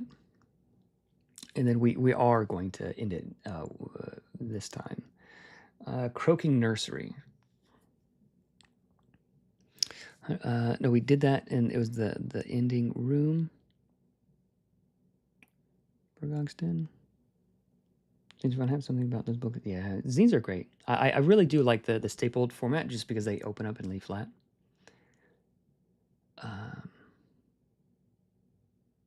What was the? Did I get everything you wanted me to cover, Shane? Burgog's Den. Burgog's a master chamber encircles a giant bullfrog enclosed by tree roots. Large gathering of chanting froglins by torchlight. Burgog. Climbable, titanic bullfrog with heart-shaped marking. Croaks every other round, cause falling debris. Dex save or level damage. Okay, and if we know what level they are, we just say, like, if this is level X, then they'll just take 5 damage. Or shaking around difficult terrain. Cool, that's cool. Dragonfly riders that get too close risk being eaten. It's funny. What are the dragonfly riders? Dragonflies here? I'm not sure what dragonfly riders are. Froglins. Okay, 5 minions plus 1 bruiser per hero. That's gonna be a lot. So like 3 minions plus 1 bruiser per hero would probably be like, just like if there's 5 heroes, like having 25 minions on the board and like 25 dudes attacking, like that's just a lot to have. Like 15 would be a lot, but toss crates and random items into Burgog's mouth as one frog priest leads a chant. Burgog with a belly so full swallows the village, the people's their tools. Fools. Yeah, okay. Go to crate, sitting by the power and be fed and magically seal and strengthen what is inside must be important. Yeah. If we cut that quest, we'll just cut that. We don't need that. The roots. Okay, Burger beat well the following by following Fay Bell's instructions, or he can be killed. If they reverse the curse, Burgog vomits his stolen goods. So what I would do, because this is like so precious, like even frogs, like people do not like to see pets killed. People just do not. Okay, drug by sniper. Okay, okay. People just do not like to see the like pets killed at all. So when Burgog, when the frog is killed, he vomits up all the things he's eaten and he turns back into his regular self. I would do that, just like that is just what happens. Um, if they reverse the curse, blah blah blah. Okay. Sneaky enough, the heroes may complete their goal. And okay. Lots of really cool ideas. Lots of really cool ideas. I think I think that with some tweaks would work really, really cool. Yeah, I'll give you that. So not having read everything yet. Traveling encounters. What were the traveling encounters? Yeah, I didn't read anything. So not having read everything yet, Shane, your adventure is looking very, very good. I'd love to publish that at some point if you'd like to. Okay, I can feel my voice going. It's been over 4 hours. Thank you guys so much for hanging out. I hope it's been helpful to you. Thank you so much for everybody who submitted adventures into the design jam. It's just been way more successful and way more awesome adventures than I could have ever expected to have, and like we're not even like a quarter of the way done. So thank you so much, guys. It's really been this has been really fun. The next design jam is going to be monsters. So it's not going to be for probably at least another month or two, but the next one is going to be monsters, not just an individual monster. It's going to be like a monster group. So like 5 to 10 monsters and a legendary monster, all like a monster group, that kind of thing. So at least that's what I'm planning out. Maybe it'll change. Don't send me your monster ideas. I don't look at the homebrew stuff unless like someone asks me to for some reason. But I'm looking forward to seeing like all of the crazy monsters you guys come up with. But for now, we've got a lot of adventures to go through. Thank you guys again so much for hanging out. It's been a lot of fun. All right, see ya.